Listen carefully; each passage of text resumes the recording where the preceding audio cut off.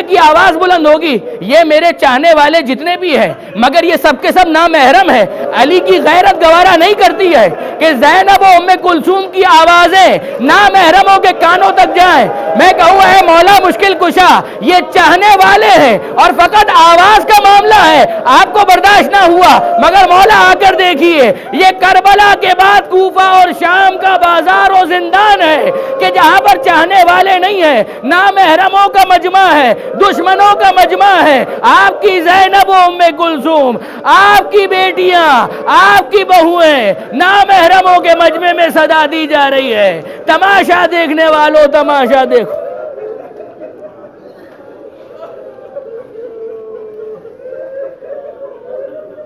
وَسَيَعْلَمُ الَّذِينَ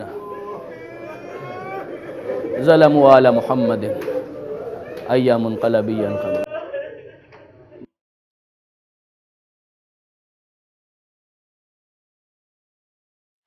وخلا ليته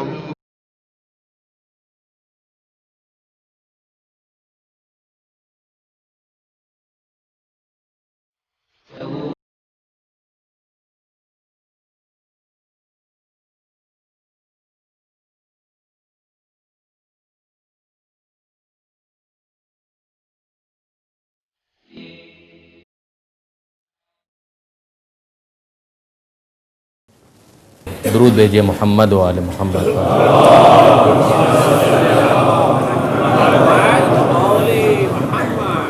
نعرے حیدری. اعوذ باللہ من الشیطان اللعین الرجیم. بسم اللہ الرحمن الرحیم. الحمد للہ رب العالمین والصلاة والسلام علی اشرف الانبیاء والمرسلین سیدنا و مولانا ابی القاسم محمد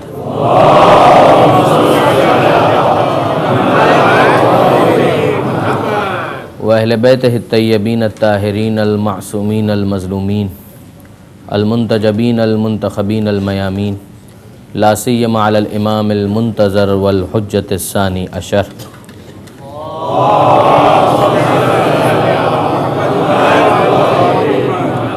واللعنة الدائمة الباقية على أعدائهم أجمعين من يوم ظلمهم إلى قيام يوم الدين.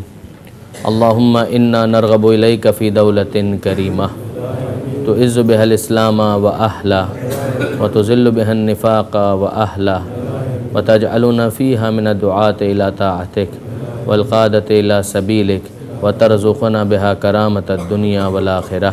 رب اشرح لي صدري ويسر لي أمري واحلل عقدة من لساني يفقهوا قولي واجعلني خالصا لوجهك الكريم يا الله. اللهم العن قتلة أمير المؤمنين صلوات على محمد وعلى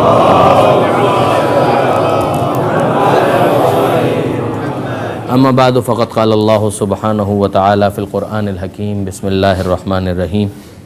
هو الذي ينزل على عبده آيات بينات ليخرجكم من الظلمات إلى النور وَإِنَّ اللَّهَ بِكُمْ لَرَؤُوفٌ رَحِيمٌ. صلوات علی محمد وآلہ.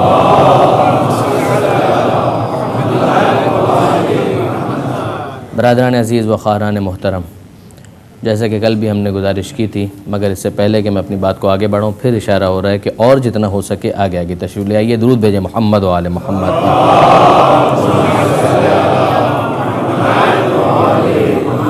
یہاں سے بھی تھوڑا اور جتنا ہو سکے مزید درود بھیجے محمد و آل محمد.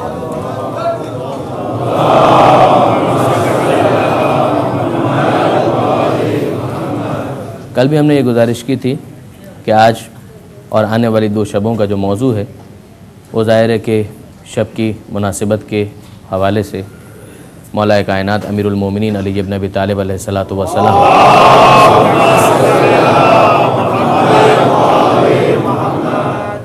مگر رب کے لیے میں نے مناسب سمجھا کہ سورہ مبارکہ حدید کی آیت نمبر 9 کی تلاوت آپ کے سامنے کی جائے، جس میں پروردگار عالم یہ ارشاد فرماتا ہے کہ هو الذی ينزل علی عبدہ آیات بینات. یہ خدا ہے کہ جس نے اپنے بندے کے اوپر آیات بینات نازل کی، یعنی کھلی ہوئی روشن نشانیاں، روشن آیتیں پروردگار عالم نے نازل کی ہیں ختمی مرتبت پر. اس میں ظاہر قرآن کی آیتیں تو شامل ہی ہیں اور معجزات جو دوسرے پیغمبر اکرم کو عطا ہوئے وہ سب بھی اس کے اندر کور ہوتے ہیں. مگر اس کا مقصد کیا ہے، ہدف کیا ہے کہ یہ قرآن کیوں نازل کیا گیا؟ لِيُخْرِجَكُم مِّنَ الظُّلُمَاتِ إِلَى النُّورِ، تاکہ یہ رسول تمہیں اندھیروں سے روشنی کی طرف، نور کی طرف لے کر آئے، یہ ڈارکنس سے تمہیں لائٹ کی طرف لے کر آئے، تاکہ تم اندھیرے میں نہ پڑے رہو۔ اور پھر پروردگار کہتا ہے کہ وَإِنَّ اللَّهَ بِكُمْ لَرَؤُوفٌ الرَّحِيمٌ، اور اللہ تو یقیناً تمہارے لیے رؤوف بھی ہے، رحیم بھی ہے۔ یعنی یہ پروردگار عالم کی محبت کا انداز ہے کہ اس نے تمہارے لیے ہدایت کا انتظام کیا، یعنی جو جس سے محبت کرتا ہے اسی کا بھلا چاہتا ہے، اگر محبت نہ ہو تو پھر بھلا چاہنے کی کوئی وجہ بھی نہیں ہے۔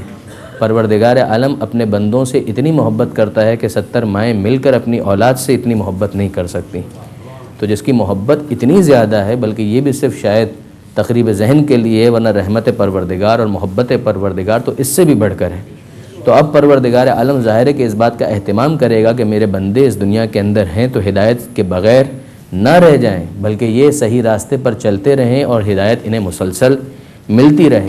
لہٰذا پروردگار کہتا ہے کہ ہم نے اپنے بندے کے اوپر، اپنے عبد کے اوپر یہ آیات نازل کی تاکہ وہ تمہیں نکالے اندھیرے سے نور کی طرف۔ یعنی کتنی عمدہ تعبیر ہے جو سورہ مبارکہ بقرہ کے اندر آیت الکرسی کے ذیل میں ہمیں نظر آتی ہے، اور وہی انداز یہاں پر ریفلیکٹ کرتا ہے جہاں پروردگار عالم نے یہ ارشاد فرمایا کہ اللہ ولی الذین آمنوا یخرجہم من الظلمات الی النور، کہ اللہ صاحبان ایمان کا ولی ہے جو انہیں اندھیرے سے نور کی طرف لے کر جاتا ہے۔ تو اللہ لے کر جاتا ہے، اور یہاں پر کہا جا رہا ہے کہ ہم نے اپنے بندے کے اوپر آیات بینات نازل کی تاکہ وہ نکالے اندھیرے سے اور نور کی طرف لے کر جائے۔ تو سمجھ میں یہ بات آتی ہے کہ کام پروردگار کا ہے، مگر جیسے وسیلہ بنایا اس کا تعارف یہاں پر کروایا جا رہا ہے۔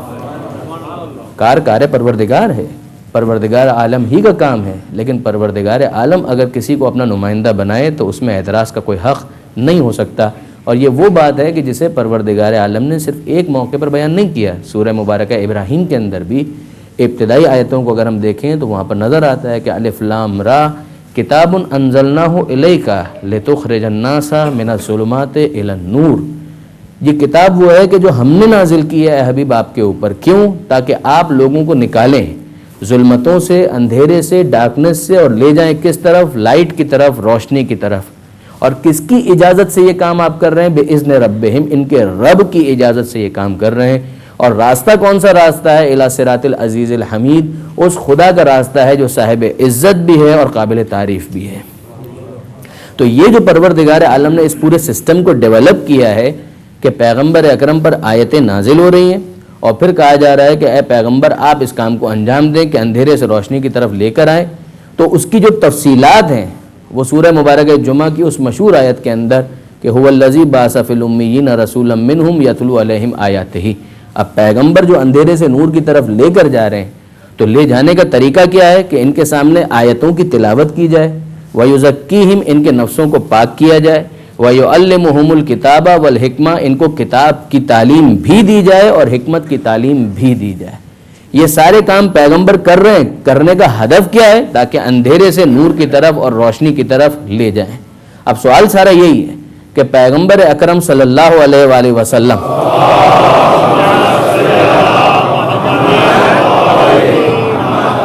جب تک اس دنیا میں موجود رہے، پیغمبر اکرم نے اس کام کو انجام دیا اور واقعاً بھرپور طریقے سے انجام دیا، لیکن سوال صرف یہ ہے کہ پیغمبر اکرم کی وفات کے بعد اس کام کو آگے بڑھانے والا کون؟ ظاہر ہے کہ جب کام ہمارے سامنے بالکل روشن ہے کہ یہ پیغمبر اکرم کے کام ہے کہ آیتوں کی تلاوت پیغمبر کرتے ہیں، نفسوں کو پاک پیغمبر کرتے ہیں، علم کتاب پیغمبر دیتے ہیں، حکمت کی تعلیم پیغمبر دیتے ہیں، تو ہمیں یہی تو دیکھنا ہے کہ آیتوں کی تلاوت پیغمبر اکرم کے بعد کون اس طرح کر سکتا ہے کہ حق کی تلاوت ادا ہو سکے، نفس کو پاک کون ایسا کر سکتا ہے کہ تزکیہ نفس کا حق ادا ہو سکے، اور کتاب اور حکمت کی تعلیم کون ایسی دے سکتا ہے کہ علم کتاب اور علم حکمت ان دونوں کو دوسروں تک منتقل کرنے کا حق ادا ہو سکے۔ اگر یہی دیکھنا ہے تو ہمیں کم سے کم پیغمبر اکرم کی سیرت میں یہ تلاش کرنا چاہیے کہ کیا پیغمبر نے کبھی کسی موقع پر آیتوں کی تلاوت کے لیے کسی کو یہ عہدہ تفویض کیا تھا؟ اگر ہمیں سیرت رسول کے اندر یہ مل جاتا ہے کہ ہاں پیغمبر اکرم نے کسی مرحلے پر، کسی موقع پر آیتوں کی تلاوت کا حکم دیا تھا، تو ٹھیک ہے، پھر ہمارے لیے کم سے کم یہ مسئلہ تو حل ہو جائے گا۔ یعنی یہ تو بالکل کامن سینس کی بات ہے کہ ان 4 کاموں کے اندر جو سب سے آسان کام ہو سکتا ہے وہ ہے آیتوں کی تلاوت. یعنی اگر کوئی ایسا ہے کہ جو آیتوں کی تلاوت بھی نہ کر سکے تو پھر اس سے دوسرے کاموں کی امید رکھنا تو بیکار ہے. ہمیں سیرت رسول کے اندر یہ ملتا ہے کہ سورہ توبہ کی آیتوں کی تلاوت کا ٹاسک کسی بزرگ کو دیا گیا اور وہ یہ کام جا رہے تھے کہ راستے میں وحی نازل ہوتی ہے پیغمبر اکرم پر, اور پیغمبر اکرم پر جو وحی نازل ہوئی تو جبریل امین نے کیا کہا؟ یہ کہا کہ اللہ کے رسول خدا نے بعد السلام یہ پیغام دیا ہے کہ آیتوں کی تلاوت یا آپ کریں گے یا وہ کرے گا جو منیت کی منزل پر فائز ہے. جس کے بعد پیغمبر اکرم حکم دیتے ہیں کہ اے علی تم جاؤ اور ان آیتوں کی تلاوت کرو, اور ان کو معزول کیا جاتا ہے, اب وہ آیتوں کی تلاوت بھی نہیں کر سکتے. سوال یہ پیدا ہوتا ہے کہ یہ رسول تو وہ ہے کہ جو اپنی مرضی سے بات بھی نہیں کرتا, تو کیا اس نے پہلے اپنی مرضی سے منسوخ کیا تھا کہ وما ینطق عن الہوی ان ہوا الا وحی یوحی کی آیت کہاں جائے گی کہ جہاں یہ اعلان کیا جا رہا ہے کہ یہ رسول تو اپنی مرضی سے بولتا بھی نہیں ہے, یہ تو وہی کرتا ہے جو وہی کہتی ہے, تو جو وہی کے مطابق عمل بھی انجام دے, وہی کے مطابق گفتگو بھی کرے. محال ہے محال ہے محال ہے کہ اس نے کوئی کام اپنی مرضی سے کیا ہو, تو ماننا پڑے گا کہ پہلے منسوب اسی لیے کیا تھا تاکہ معزول کر کے بتایا جائے کہ جو تلاوت بھی نہیں کر سکتا اس سے دوسرے کاموں کی کوئی توقع نہیں کی جا سکتی.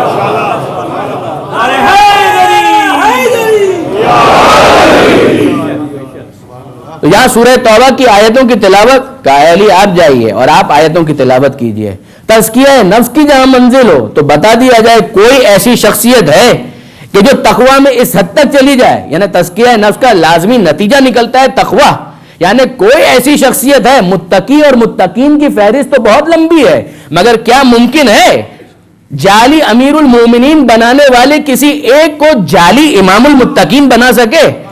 یعنی تزکیہ نفس اس منزل پر ہے کہ علی مرتضیٰ کے علاوہ کسی اور کو امام المتقین کہا نہیں جا سکتا.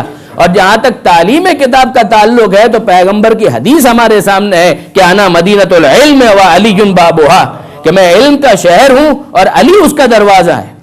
دیکھیے برادران عزیز, بعض علماء نے بہت عمدہ ایک نقطہ بیان کیا کہ دیکھیے انسان کا جو دل ہے اس کے آگے سینے کی دیوار ہے. دیکھیے یہی دروازہ بنے گا دل تک جانے کے لیے, جو سینہ ہے وہی دروازہ بنے گا. اب یہ تعبیرات ہیں اور بڑی لطیف تعبیرات ہیں, بعض علماء نے اس کو بیان کیا, میں آپ کے ساتھ شیئر کرنا چاہ رہا ہوں کہ آپ غور فرمائیے کہ انسان کا دل ہے اور دل کے اندر شیطان کا وسوسہ ہے. تو شیطان کا جو وسوسہ ہے وہ داخل ہونا چاہے تو راستے میں دیوار اور در کہاں پر ہے؟ ظاہر ہے یہ سینہ ہی ہے, اور وہ وہیں پر اٹیک بھی کرتا ہے. دیکھیے سورہ مبارکہ ناس کے اندر کیا عبارت ہے, تعبیر کیا ہے؟ قل اعوذ برب الناس ملک الناس الہ الناس من شر الوسواس الخناس الذی یوسوس فی صدور الناس. اے حبیب کہہ دیجئے کہ میں پناہ طلب کرتا ہوں رب الناس, ملک الناس انسانوں کا ملک ہے, الہ الناس الہ ہے کس سے؟ پروردگار عالم کا جو شیلٹر چاہیے, تو یہ پناہ کس کے مقابلے پر چاہیے؟ من شر الوسواس الخناس, شیطان کے وسوسوں سے پناہ چاہیے. مگر وہ اٹیک کہاں کرتا ہے؟ یوسوس فی صدور الناس, انسانوں کے سینوں پر حملہ ہوتا ہے تاکہ دلوں تک پہنچ جائے. تو دل تک اگر پہنچنا ہے تو دروازہ سینہ ہے, تو سینے پر حملہ کرتا ہے. ہمیں سمجھ میں آتا ہے کہ جب مرکز پر حملہ کرنا ہو تو دروازے کے ذریعے سے حملہ کیا جاتا ہے. اب سمجھ لیجئے اس بات کو, شہر علم پیغمبر اکرم کی ذات ہے اور باب مدینہ تو علم مولا کائنات کی ذات ہے. کسی کو رسول پر حملہ کرنا ہوگا تو علی مرتضیٰ پر حملہ کرے گا.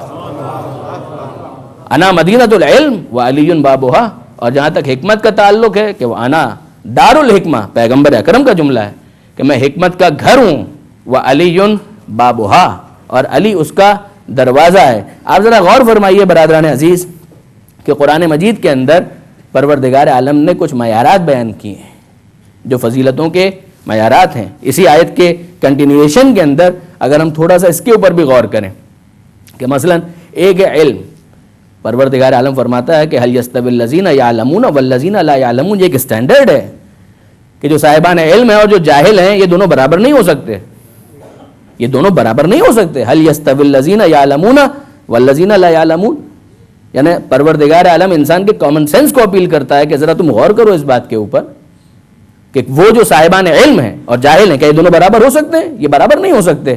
یہ ایک معیار.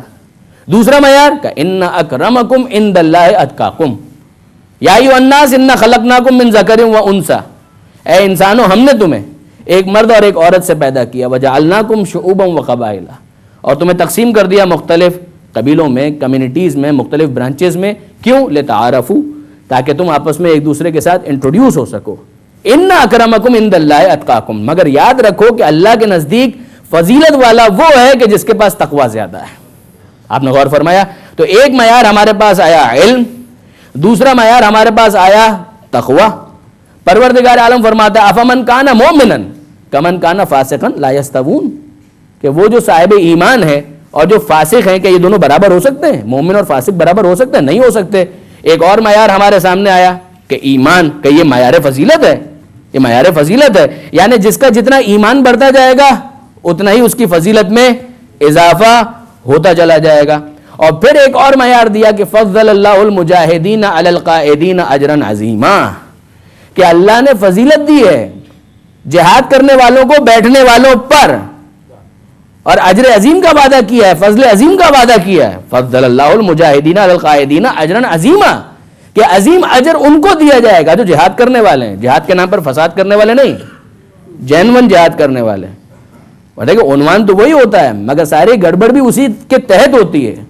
ابھی بات آگے بڑھے گی تو میں گزارش کروں گا، لیکن یہاں پر یہ کچھ معیارات ہمارے سامنے آئے، علم، تقوی، ایمان، جہاد کا یہ چار معیار قرآن مجید بیان کرتا ہے۔ جو جہاد میں آگے ہے، جینون جہاد میں، وہ خدا کے نزدیک فضیلت والا ہے۔ جو ایمان میں آگے ہے وہ خدا کے نزدیک فضیلت والا ہے۔ جو علم میں آگے ہے وہ خدا کے نزدیک فضیلت والا ہے۔ آپ نے غور فرمایا؟ یہ سارے معیارات دینے کے بعد اب اگر مولا کی ذات کو رکھا جائے تو اندازہ ہوتا ہے کہ ان تمام معیارات پر سب سے اوپر اگر کوئی ذات ہے تو وہ مولا کی ذات ہے۔ تقوی کی بات کریں تو امام المتقین ہے، علم کی بات کریں تو باب مدینۃ العلم ہے، باب مدینۃ العلم ہے۔ اگر جہاد کی بات کریں تو جہاد کے لیے گواہی دے گی لا فتح الا علی لا سیف الا ذوالفقار، جبریل امین کی گواہی کہ اگر کوئی جوان ہے تو وہ علی مرتضیٰ، اور اگر کوئی تلوار ہے تو وہ ذوالفقار۔ اور اگر ایمان کی بات کی جائے تو پیغمبر اکرم نے کیا ارشاد فرمایا؟ برز الایمان کلو الی الکفر کلہ، کہ پورا ایمان پورے کفر کے مقابلے پر جا رہا ہے۔ یعنی آپ غور فرمائیے کہ نہ ایمان کے حوالے سے کہیں کمی، نہ علم کے حوالے سے کہیں کمی، نہ جہاد کے حوالے سے کہیں کمی، نہ تقوی کے حوالے سے کہیں پر کوئی کمی ہمیں دکھائی دیتی ہے۔ علم تو ایسا کہ مولا کا یہ جملہ آپ نے کئی مرتبہ سنا ہوگا کہ سلونی قبل ان تفتدونی، کہ مجھ سے پوچھو قبل اس کے کہ تم مجھے اپنے درمیان نہ پاؤ۔ اور پھر عجیب جملہ کہ لو سنیت لی وسادہ فجلست علیہا لافتیت اہل التورات بتوراتہم واہل الانجیل بانجیلہم واہل القرآن بقرآنہم حتی ینتقو صدق علی وما کذب، کہ اگر میرے لیے اطمینان کی مسند بچھا دی جاتی، لو سنیت لی وسادہ فجلست علیہا، اور میں اس پر بیٹھتا، لَأَفْتَيْتُ أَهْلَ التَّوْرَاتِ بِتَوْرَاتِهِمْ، یہودیوں کے درمیان ان کے جھگڑے کا فیصلہ توریت سے کرتا، وَأَهْلَ الْإِنْجِيلِ بِإِنْجِيلِهِمْ، اور عیسائیوں کے درمیان ان کے مشاجرات اور ان کے کانفلکٹس اور ڈسپیوٹس کا سارا سیٹلمنٹ بائبل اور انجیل کے ذریعے سے کرتا، وَأَهْلَ الْقُرْآنِ بِقُرْآنِهِمْ، اور مسلمانوں کے درمیان قرآن سے فیصلہ کرتا، حَتَّى يَنْتَقُوا، یہاں تک کہ سب بول اٹھتے صدق علی وما کذب، کہ علی نے سچ کہا اور کچھ جھوٹ نہیں کہا۔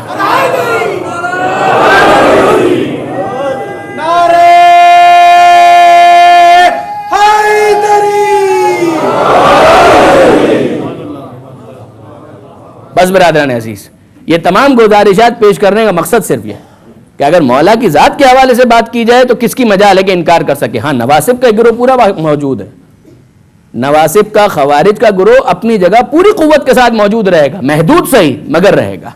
دیکھیے، یعنی یہ آیت اللہ شہید مرتضیٰ مطہری اعلی اللہ مقامہ، ان کی مولا کے بارے میں یوں تو کئی آپ کو تقریرات اور سب کچھ مل جائیں گے، اہل علم یہاں پہ تشریف فرمائیں، وہ گواہی دیں گے اس بات کی، مگر ان کی دو کتابیں مولا کے حوالے سے واقعاً بڑی معرکۃ الآراء کتابیں ہیں۔ ایک کتاب کا نام ہے انسان کامل، انسان کامل، جو آغا مرتضیٰ مطہری کا واقعاً ماسٹر پیس ہے۔ اس انسان کامل کے اندر آغا مطہری نے مولا کائنات کو فوکس کر کے اسلام کی نظر میں جو انسان کامل کا نمونہ ہے اسے ٹریس کرنے کی کوشش کی ہے۔ میں اپنے جتنے بھی نوجوان دوست یہاں پر موجود ہیں ان کو تاکید کرتا ہوں کہ اگر ہو سکے تو اس کتاب کا مطالعہ ضرور کیجیے گا. یہ وہ کتاب ہے جس کا اردو میں بھی ترجمہ اویلیبل ہے, انگریزی میں پرفیکٹ مین کے نام سے اس کا ٹرانسلیشن موجود بھی ہے, اور ویب سائٹ پر alislam.org پر یہ کتاب آپ کو مل جائے گی, شاید al-islam.org پر, وہاں پر یہ کتاب آپ کو مل جائے گی. اس کتاب کے اندر آغا مطہری نے کام یہ کیا ہے کہ مولا کائنات کی زندگی کو فوکس کیا ہے اور اس کے ذریعے سے تلاش کرنے کی کوشش کی ہے کہ اسلام کی نظر میں انسان کامل کون ہے. میں اس وقت اس کو ڈسکس نہیں کرنا چاہ رہا, صرف متوجہ کرنا چاہ رہا ہوں.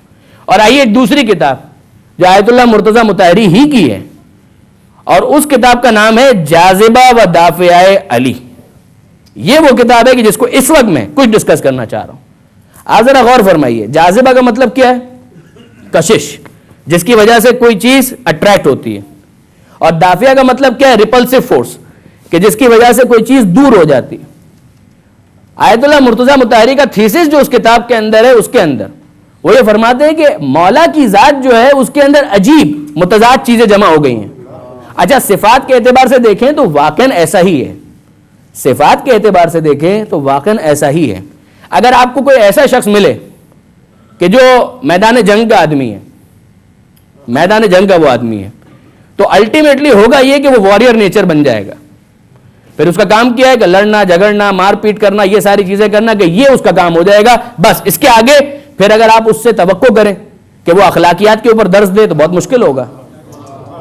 اگر آپ اس سے یہ ایکسپیکٹ کریں کہ وہ واضح و نصیحت کی بات کرے, اس کے لیے بہت مشکل ہوگا. اس لیے کہ اس کا مزاج جو ہے وہ وارئر نیچر ہو چکا ہے. اس کا تو کام یہ ہے کہ میدان کا سپاہی ہے, اس کی پوری اپ برنگنگ جو ہے سولجر والی ہوئی ہے, تو پھر اب اس کے لیے بہت مشکل ہے. اچھا, اگر ایسا شخص ہے اس کے لیے سخی ہونا بھی بہت مشکل ہے, اس کے لیے جنرس ہونا بھی بہت مشکل ہے. وہ تو مارنا جانتا ہے, کاٹنا جانتا ہے, قتل کرنا جانتا ہے, خون بہانا جانتا ہے.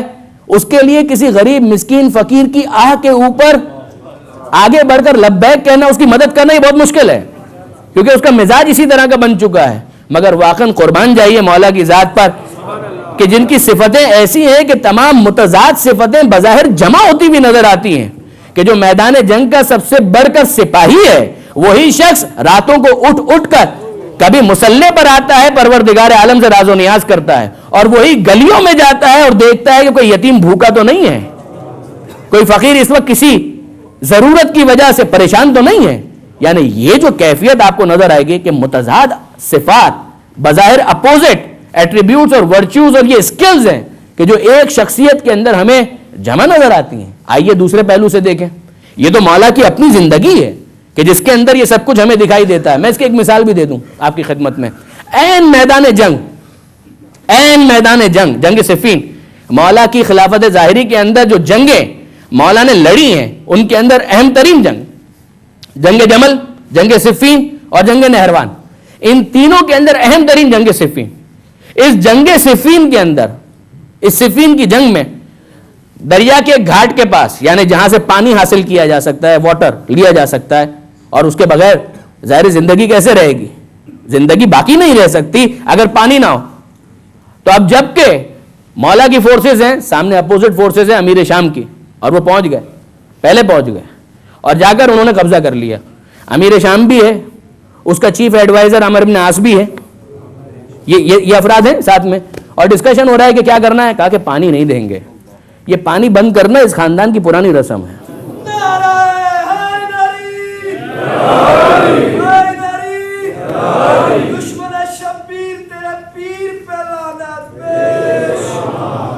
تو آپ غور فرمائیے کہ پانی نہیں دیں گے. علی کے سولجرز کے لیے پانی نہیں ہے, علی کی فورسز کے لیے پانی نہیں ہے. اس موقع پر مولا کائنات, پہلے مذاکرات, معاملہ حل نہیں ہوا, نیگوسیشن, معاملہ حل نہیں ہوا, آگے بڑھ کر مولا نے ایک تقریر کی ہے جو کتابوں کے اندر محفوظ ہے, جس کے اندر مولا نے جوش دلایا ہے, ولولے کے ساتھ کنونس کیا ہے, حملہ کیا مولا کی فورسز نے, اور جس کے بعد گھاٹ پر قبضہ ہو گیا. یعنی اب وہ جو فورسز ہیں, اپوزیشن والی فورسز جو ہیں, وہ سب کی سب وہاں سے ہٹائی جا چکی ہیں, اور اب قبضہ کس کا ہے؟ اب علی مرتضیٰ کا قبضہ ہے, اب مولا کے ساتھیوں کا قبضہ ہے. مگر جب یہ قبضہ ہو گیا تو اس کے بعد اب ہونا کیا چاہیے تھا؟ ری ایکشن کے اندر انہوں نے پانی بند کیا تو ہم بھی پانی بند کر دیں گے. آپ ذرا غور فرمائیے. اچھا, بعض سطحی نظر رکھنے والوں نے جو سپرفیشلی کسی چیز کو دیکھتے ہیں مولا کے ساتھیوں میں سے بعض نے کہا کہ یا علی اب ہم بھی ان پر پانی بند کر دیں گے. مولا کا جواب آپ کو معلوم ہے کیا ہے؟ اپنے الفاظ میں خلاصہ کروں. مولا کا جواب یہ تھا کہ اگر تم بھی پانی بند کر دو گے تو ان میں اور تم میں فرق کیا رہے گا؟ یہ میدان کا سپاہی ہے, یہ میدان میں بڑھ بڑھ کر حملے کرنے والا ہے, مگر جملہ کیا ہے, خلاصہ کیا ہے؟ اگر تم بھی پانی بند کر دو تو ان میں اور تم میں فرق کیا رہے گا؟ اچھا یہ جملہ دیکھیے, مولا کی اتنی معرفت تو دشمنوں کو بھی تھی, مولا کی اتنی معرفت تو دشمنوں کو بھی تھی. امیر شام کے کیمپ میں جب ڈسکشن ہوا کہ بھائی پہلے ہم نے قبضہ کر لیا تھا, اب انہوں نے قبضہ کر لیا ہے, تو ہم نے جب پانی بند کیا تھا تو یہ بھی تو پانی بند کریں گے, مگر وہاں والے بھی دشمن ہونے کے باوجود اتنا تو علی کی معرفت رکھتے تھے. ان کا جواب بھی کیا تھا؟ بے فکر رہو, وہ پانی بند نہیں کریں گے. کہا کیوں بند نہیں کریں گے؟ کہا کیا علی کو اپنے جیسا سمجھا ہوا ہے؟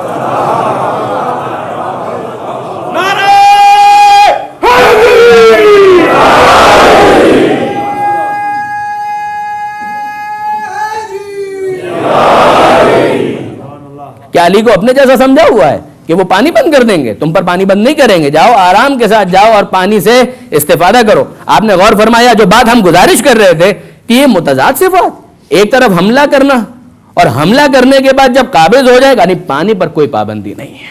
کہ یہ پروردگار عالم کا عطیہ ہے, عام ہے, عمومی ہے, جنرل مرضی ہے پروردگار کی, جو آئے آنا چاہے آئے اور آ کر اس سے استفادہ کرے. ہم پانی بند کرنے والوں میں سے نہیں ہیں, پانی پلانے والوں میں سے ہیں. یہ اعلان تو ہو گیا. اب آگے بڑھیے, جو میں گزارش کر رہا تھا کہ یہ تو مولا کی اپنی ذات کے حوالے سے, لیکن دوسروں کی نسبت اگر ہم دیکھیں تو وہاں پر بھی یہ جاذبہ اور دافعہ پوری قوت کے ساتھ نظر آتا ہے, پوری قوت کے ساتھ. یعنی محبت کرنے والے ہیں تو ٹوٹ کر محبت کرنے والے ہیں, اور نفرت کرنے والے ہیں تو ان کے نزدیک علی سے بڑا نعوذ باللہ من ذالک کافر کوئی نہیں ہے. آپ ذرا غور فرمائیے, یعنی کتنی عجیب بات. ایک ہی ذات ہے, ایک ہی ذات ہے, اور وہ ذات لوگوں کے اعتبار سے کا محبت کرنے والے کا کیسی محبت کرنے والے ہیں کہ نام علی پر زبان دینے کے لیے تیار ہے, گردن دینے کے لیے تیار ہے. جو آپ نے میسم تمار کے حوالے سے بار بار سنا ہے کہ میسم بیان دیتے ہیں, فراز دار پہ میسم بیان دیتے ہیں, رہے گا ذکر علی ہم زبان دیتے ہیں. تو واقعاً بات محبت کرنے والے ایسے محبت کرنے والے ہیں. یعنی آپ ذرا غور فرمائیے, مجھے یاد آیا کہ کسی محب علی کو, غالباً ابن ابی عمیر کا واقعہ یا کسی اور کا, کہ انہیں جب قتل کرنے کے لیے لے جا رہے تھے تو فتویٰ یہی تھا کہ چونکہ تم علی کے شیعہ ہو, علی کے محبت کرنے والے ہو, لہذا تمہیں قتل کیا جائے گا, لہذا تمہیں سولی پر چڑھایا جائے گا, لہذا تمہیں نیست و نابود کر دیا جائے گا. وہ رونے لگے. کہا پہلے سوچنا چاہیے تھا, پہلے سوچنا چاہیے تھا. علی کی محبت جیسا جرم کرتے ہو اور اب روتے ہو؟ کہا کہ نہیں نہیں نہیں نہیں, اس بات پر نہیں رو رہا, موت سے نہیں ڈر رہا, اس وجہ سے نہیں رو رہا. کہا پھر کس وجہ سے رو رہے ہو؟ کہ رو اس لیے رہا ہوں کہ تم تو علی کا شیعہ کہہ رہے ہو, کاش علی بھی مجھے اپنے شیعوں میں شمار کریں. کہا کہ معیار اتنا آسان تو نہیں ہے, اتنا سادہ معاملہ تو نہیں ہے. آغا مرتضیٰ مطہری کا جو میں نے حوالہ دیا انسان کامل کا, اس کے آغاز ہی کے اندر انہوں نے لفظ شیعہ کے اوپر تھوڑی سی بحث کی, غالباً شہید ثانی کا حوالہ دیا تھا خود انہوں نے, اور اس کے ذیل میں انہوں نے یہ لکھا کہ تشیع یعنی شیعت یعنی کیا؟ مشایعت. اور اس کا مطلب کیا ہے؟ ہمراہ چلنا. جیسے ہم کہتے ہیں جنازے میں کہ تشیع جنازہ, تو جنازے کی تشیع کا مطلب کیا ہے کہ جہاں جنازہ جا رہا ہے اس کے ساتھ ساتھ چلو. اگر جنازہ یوں جا رہا ہے اور آپ یوں جا رہے ہیں تو آپ تو جنازے کے شیعہ بھی نہیں ہو سکتے. علی کا راستہ یوں ہو اور ہمارا راستہ یوں ہو تو علی کے شیعہ کیسے ہو جائیں گے؟ تشیع کا تو مطلب یہ ہے کہ راستہ ایک ہونا چاہیے, پھر راستے میں گڑبڑ نہیں ہو سکتی کہ ان کا راستہ یوں ہو اور ہمارا راستہ یوں ہو. تو وہ بندہ خدا کہتا ہے کہ تم تو کہہ رہے ہو کہ میں علی کا چاہنے والا ہوں, کاش یہ علی کا چاہنے والا یہ سند خود علی کی طرف سے مل جائے, تو کیا کہنا, پھر تو کوئی مسئلہ ہی نہیں ہے. آپ غور فرمائیے برادران, محبت کرنے والے ایسے, نفرت کرنے والے کیسے؟ عبد الرحمن ابن ملجم, قطامہ, یہ سارے افراد, یعنی یہ وہ افراد ہیں کہ جو علی سے نفرت کرنے والے ہیں. اچھا اب مولا کا خود بھی فرمان ہے, اسٹیٹمنٹ ہے کہ پیغمبر نے مجھ سے کہا ہے کہ علی تجھ سے محبت کرے گا تو مومن, اور اگر نفرت کرے گا, بغض رکھے گا تو منافق.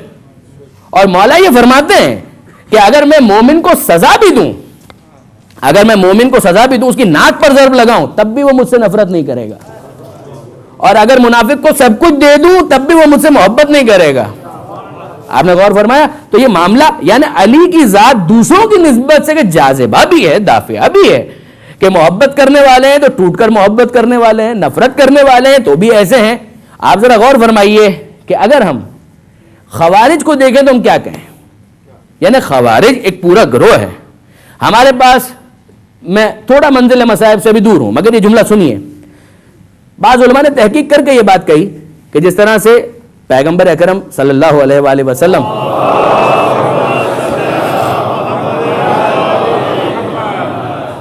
مشہور حدیث ہے نا, ضربت علی یوم الخندق افضل من عبادت الثقلین, کہ علی کی ضربت خندق کے دن ثقلین کی عبادت پر بھاری ہے.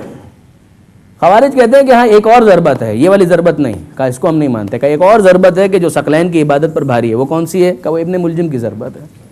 کیا کہیں گے ہم اس کو, ہم کیا کہیں گے؟ نفرت کرنے والے ہیں, کہا کہ ہیں بالکل. ناسبیت آج بھی ختم نہیں ہو گئی, محدود یقیناً ہو گئی ہے, ختم نہیں ہوئی, آج بھی ناسبیت باقی ہے, آج بھی ناسبیت باقی ہے. علی سے نفرت کرنے والے, علی کے بیٹوں سے نفرت کرنے والے, علی کی اولاد سے نفرت کرنے والے موجود ہیں, آج بھی موجود ہیں. تو یہ سلسلہ تو رہے گا. سوال یہ پیدا ہوتا ہے کہ ہم تھوڑا سا ٹریس کریں اور دیکھیں کہ اس نے کیا گل کھلائے, کیا اس کے نتائج نکلے. یعنی یہ خوارج اگر ظاہری طور پر دیکھا جائے تو کیا نمازوں کے اندر کمی کرتے تھے؟ نہیں, نمازوں میں کمی نہیں کرتے تھے. اچھا نماز پڑھتے تھے, اس کی وجہ سے نماز خراب ہو گئی؟ کہا کہ نہیں, یہ بھی نہیں ہو گئی. لیکن کیا وہ نماز پڑھتے تھے؟ ہاں نماز پڑھتے تھے. کیا تلاوت قرآن کرتے تھے؟ جی ہاں تلاوت قرآن بھی کرتے تھے.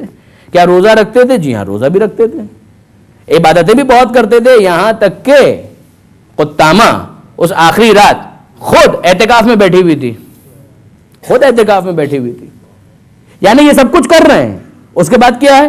یعنی ابن ملجم کو جب کنونس کرنے کی کوشش کی, ابن ملجم خود خارجی تھا, چاہتا تھا مولا کو قتل کرنا, لیکن جب کنونس کرنے کی کوشش کر رہی ہے قطامہ, تو جملہ کیا ہے؟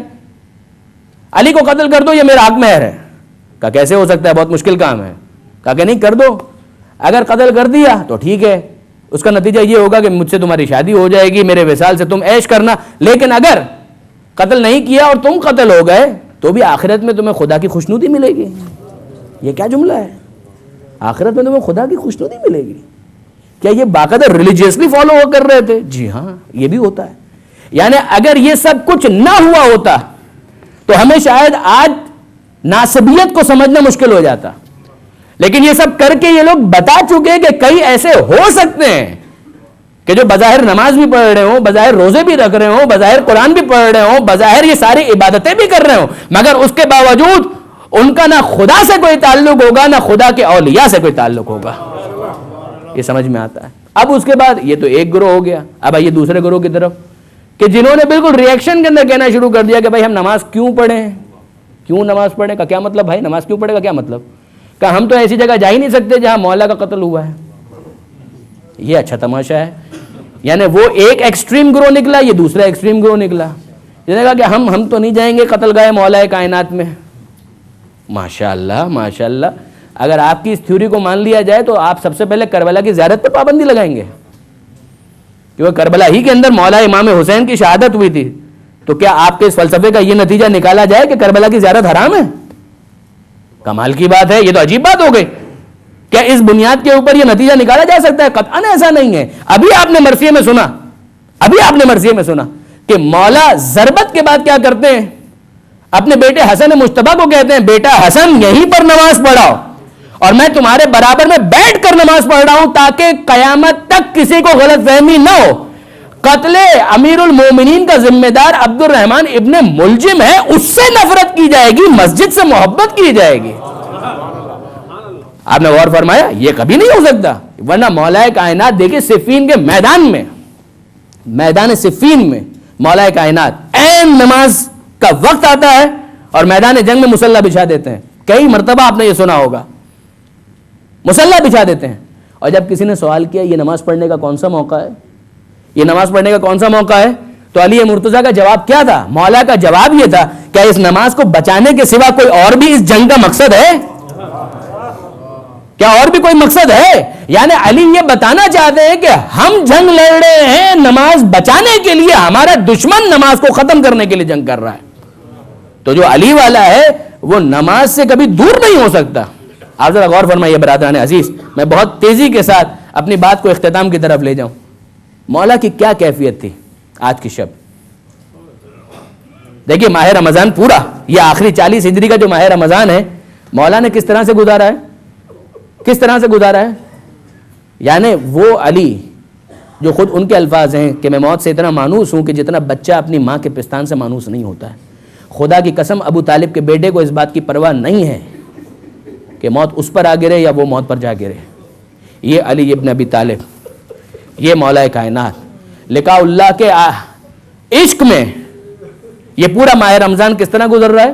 ممبر سے سوال کیا، اے ابا محمد، امام حسن کو مخاطب کر کے، اے بیٹا حسن یہ بتاؤ اس مہینے میں کتنے دن باقی ہے. بابا اتنے دن باقی ہے. کہا کہ ہاں ٹھیک ہے، بس اس مہینے کے اندر ہی وہ سب کچھ ہونے والا ہے، اس مہینے میں ہی وہ سب کچھ ہوگا. اس سال تم لوگ تو حج پر جاؤ گے مگر علی مرتضیٰ تمہارے ساتھ حج پر نہیں جا سکیں گے. یہ علی مرتضیٰ کی حسرت ہے. اس سال علی مرتضیٰ تمہارے ساتھ حج پر نہیں جا سکے گا، تمہارا بابا تمہارے ساتھ حج پر نہیں جا سکے گا. مولا کائنات فرماتے ہیں کہ اسی مہینے میں وہ ہوگا جو پیغمبر نے کہا ہے، اشکل اشکیا، شقی ترین شخص اس داڑھی کو میرے خون سے خضاب کرے گا. یہ ہوگا.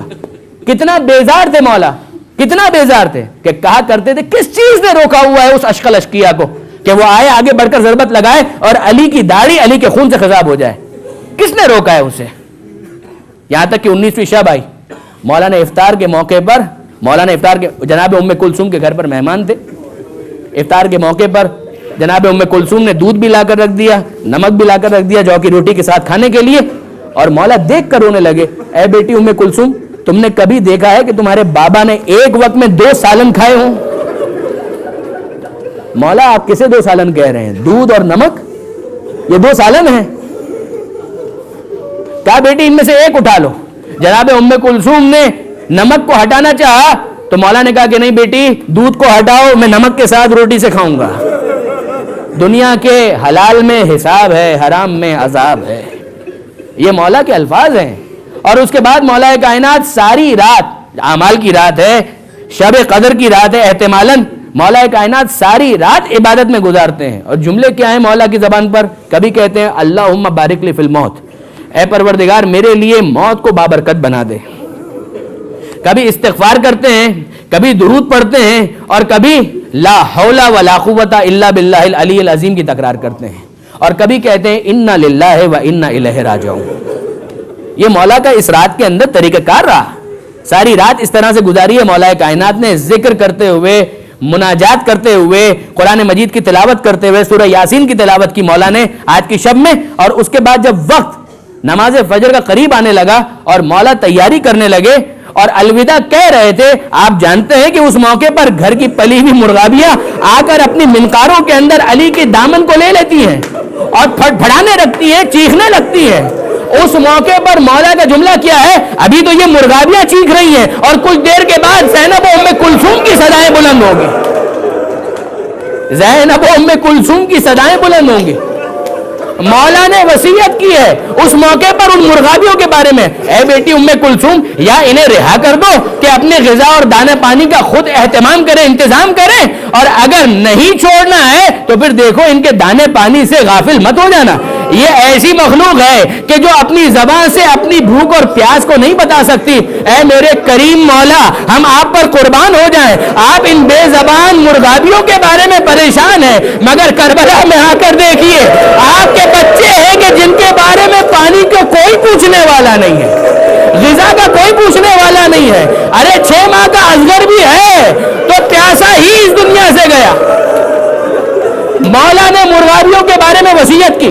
اور اب چلتے ہیں، دروازے سے گزرنا چاہتے ہیں، دروازے کی زنجیر مولا کے دامن سے الجھ جاتی ہے. وہ مرغابیاں بھی اپنی زبان بے زبانی سے کہہ رہی ہیں مولا مت جائیے، اور یہاں پر یہ دروازہ بھی کہہ رہا ہے مولا مت جائیے. مگر قضائے پروردگار کو مولا سے زیادہ کون سمجھتا ہے؟ مولا دروازے سے باہر گئے، مسجد کوفہ میں داخل ہوئے. اور جب مسجد کوفہ میں داخل ہوئے، ابھی رات کا اندھیرا باقی تھا. مولا نے اندھیرے میں مستحب نمازیں پڑھی ہیں اور اس کے بعد گلدستہ اذان پر بلند ہوئے اور خود اذان کہی رہی ہے، مؤذن کے کام کو کوئی چھوٹا نہ سمجھے، یہ وہ کام ہے کہ جو خود 19 ماہ رمضان کو مولا کائنات نے انجام دیا ہے۔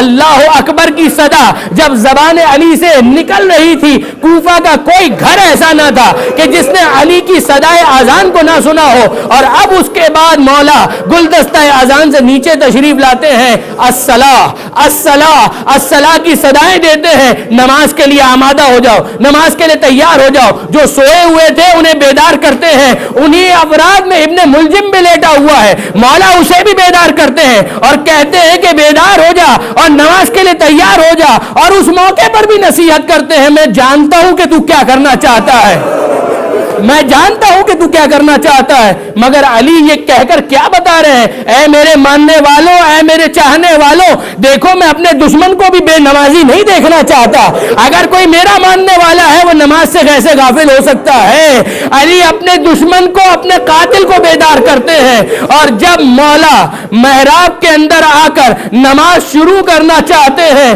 اللہ اکبر، تکبیرۃ الاحرام کی صدا بلند ہوئی، الحمد کا سورہ پڑھا، دوسرا سورہ تلاوت کیا، رکوع میں گئے، سبحان ربی العظیم و بحمدہ، رکوع سے کھڑے ہوئے، سمع اللہ لمن حمدہ، اور اب سجدے میں جا کر تسبیح پروردگار کہ سبحان ربی العلی و بحمدہ، یہ سر علی بلند ہوا اور یہ ابن ملجم کی تلوار چلی، اور جیسے ہی سر علی پر تلوار لگی ہے، زبان علی سے جملہ صادر ہوا، بسم اللہ و باللہ و علی ملت رسول اللہ فزت و رب الکعبہ، رب کعبہ کی قسم آج علی کامیاب ہو گیا۔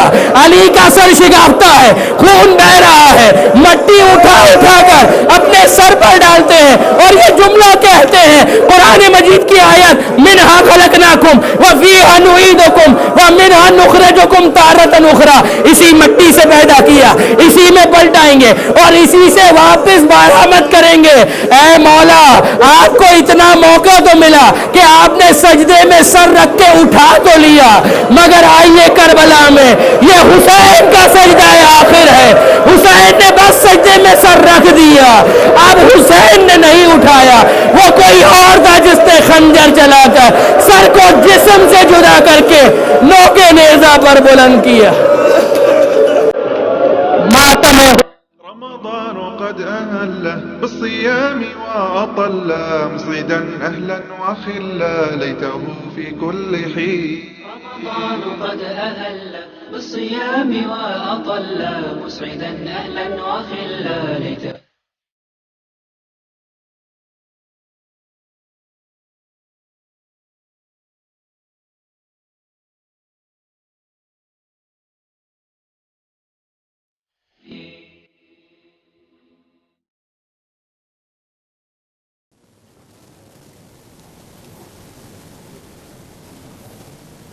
اعوذ باللہ من الشیطان اللعین الرجیم، بسم اللہ الرحمن الرحیم، الحمد للہ رب العالمین،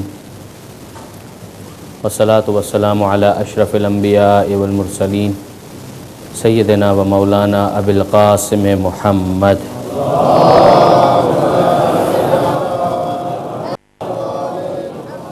و اہل بیتہ الطیبین الطاہرین المعصومین المظلومین المنتجبین المنتخبین المیامین، لا سیما علی الامام المنتظر والحجۃ الثانی عشر۔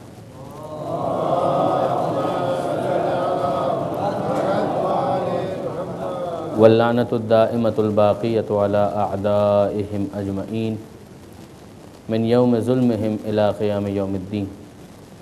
اللہم انا نرغب الیک فی دولۃ کریمہ تعز بها الاسلام واہلہ وتذل بها النفاق وأهله وتجعلنا فيها من الدعاة إلى طاعتك والقادة إلى سبيلك وترزقنا بها كرامة الدنيا والآخرة۔ رب اشرح لي صدري ويسر لي أمري واحلل عقدة من لساني يفقهوا قولي واجعلني خالصا لوجهك الكريم يا الله۔ صلوات على محمد وعلى آله۔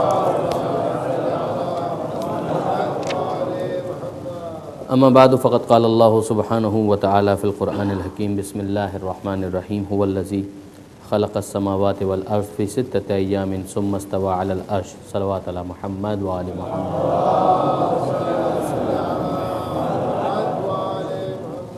برادران عزیز و خواہران محترم، سورہ مبارک حدید قرآن مجید کا 57واں سورہ، 29 آیتوں پر مشتمل سورہ، اور اس کی ابتدائی آیتوں پر ہماری گفتگو ہو رہی تھی۔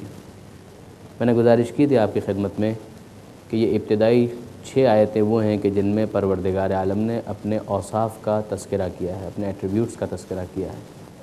پروردگار عالم نے آغاز میں اپنی تسبیح کا تذکرہ کیا کہ آسمانوں اور زمینوں میں جو کوئی بھی ہے وہ اللہ کی تسبیح کر رہا ہے، چاہے وہ تسبیح قولی تسبیح ہو، چاہے وہ تسبیح زبان حال سے ہو۔ اور پھر پروردگار عالم نے اپنی مزید صفات کا تذکرہ کیا کہ وہ عزیز بھی ہے، وہ حکیم بھی ہے۔ لہو ملک السماوات والارض، آسمانوں اور زمین کی ملکیت اسی کی ہے، ملک اس کا ہے۔ یحیی و یمیت، وہی زندگی دیتا ہے، وہی موت دیتا ہے۔ وہو علی کل شیء قدیر، اور وہ ہر شے پر قدرت رکھتا ہے۔ هو الاول والآخر، وہی اول ہے، وہی آخر۔ والظاہر والباطن، وہی ظاہر ہے، وہی باطن۔ وہو بکل شیء علیم، اور وہ ہر شے کا علم رکھتا ہے۔ هو الذی خلق السماوات والارض، یہاں سے کل ہم نے گفتگو آگے بڑھائی تھی کہ وہ خدا ہے کہ جس نے آسمانوں اور زمین کو 6 دنوں میں پیدا کیا، جس پر ہماری بات ہوئی تھی کہ 6 دنوں سے مراد 6 مرحلے ہیں، 6 فیزز ہیں کہ جن میں زمین و آسمان کی خلقت ہوئی۔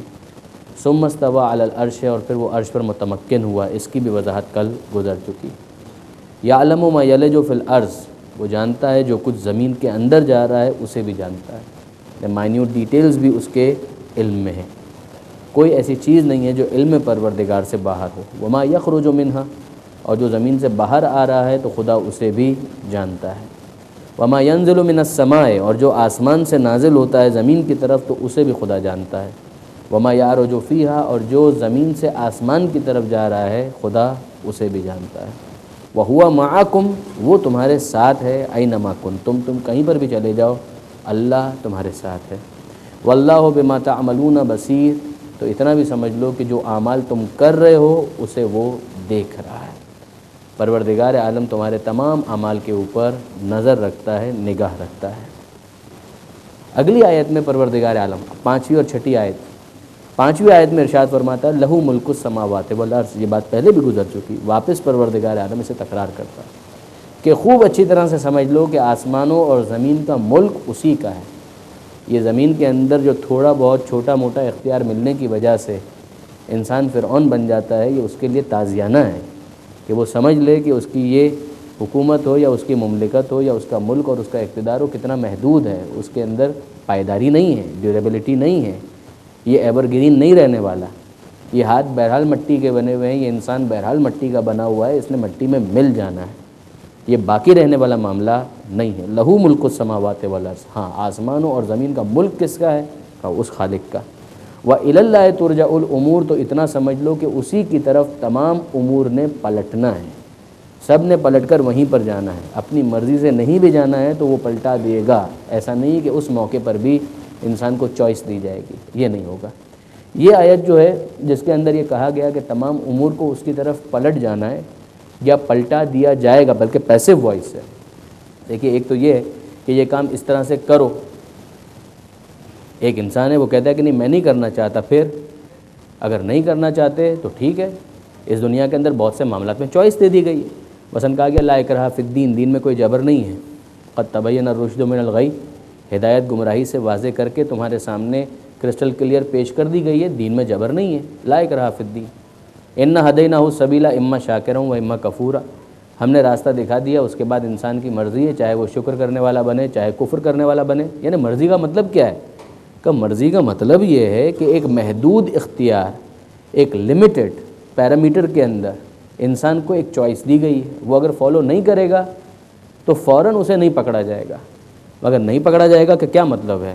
کیا یہ ایبسولوٹلی اس کی کوئی فل اسٹاپ لگنے والا کوئی نقطہ ہے یا نہیں ہے؟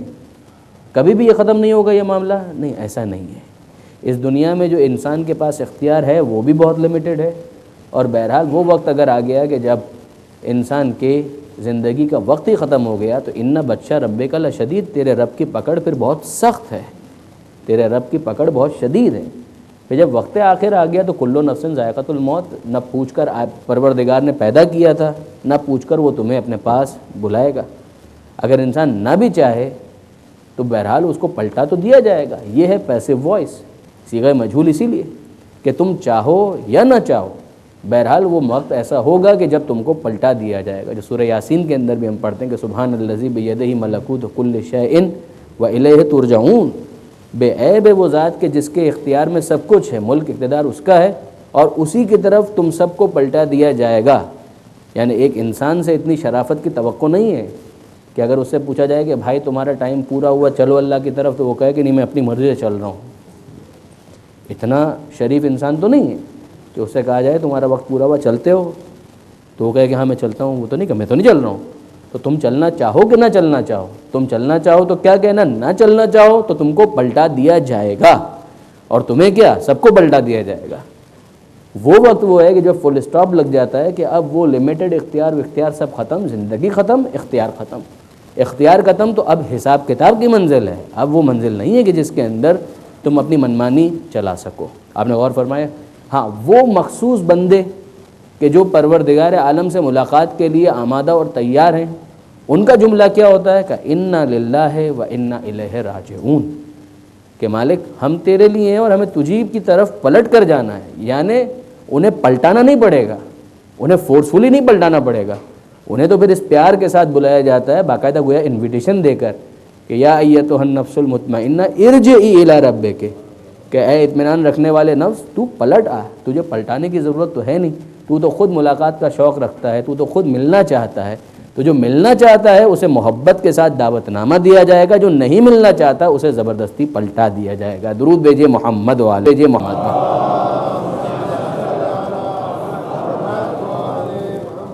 خدا فرماتا ہے کہ لہو ملک السماوات، ملک آسمانوں کا زمین کا سب کا اسی کا ہے، وَإِلَى اللَّهِ تُرْجَعُ الْأُمُورُ، تمام امور نے اسی کی طرف پلٹ جانا ہے، پلٹا دیا جانا ہے۔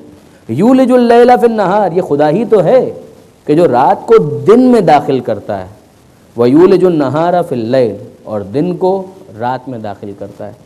یہ رات کو دن میں داخل کرنا، دن کو رات میں داخل کرنا، جس طرح سے ہم مختلف سیزنز کے اندر دیکھتے ہیں، مختلف موسموں کے اندر دیکھتے ہیں کہ جیسے سردی کا موسم آ گیا تو سردی کے موسم میں دن نسبتاً چھوٹے ہو جاتے ہیں، راتیں بڑی ہو جاتی ہیں، اور اگر گرمی کا موسم آ گیا تو راتیں نسبتاً چھوٹی ہو جاتی ہیں اور دن بڑے ہو جاتے ہیں۔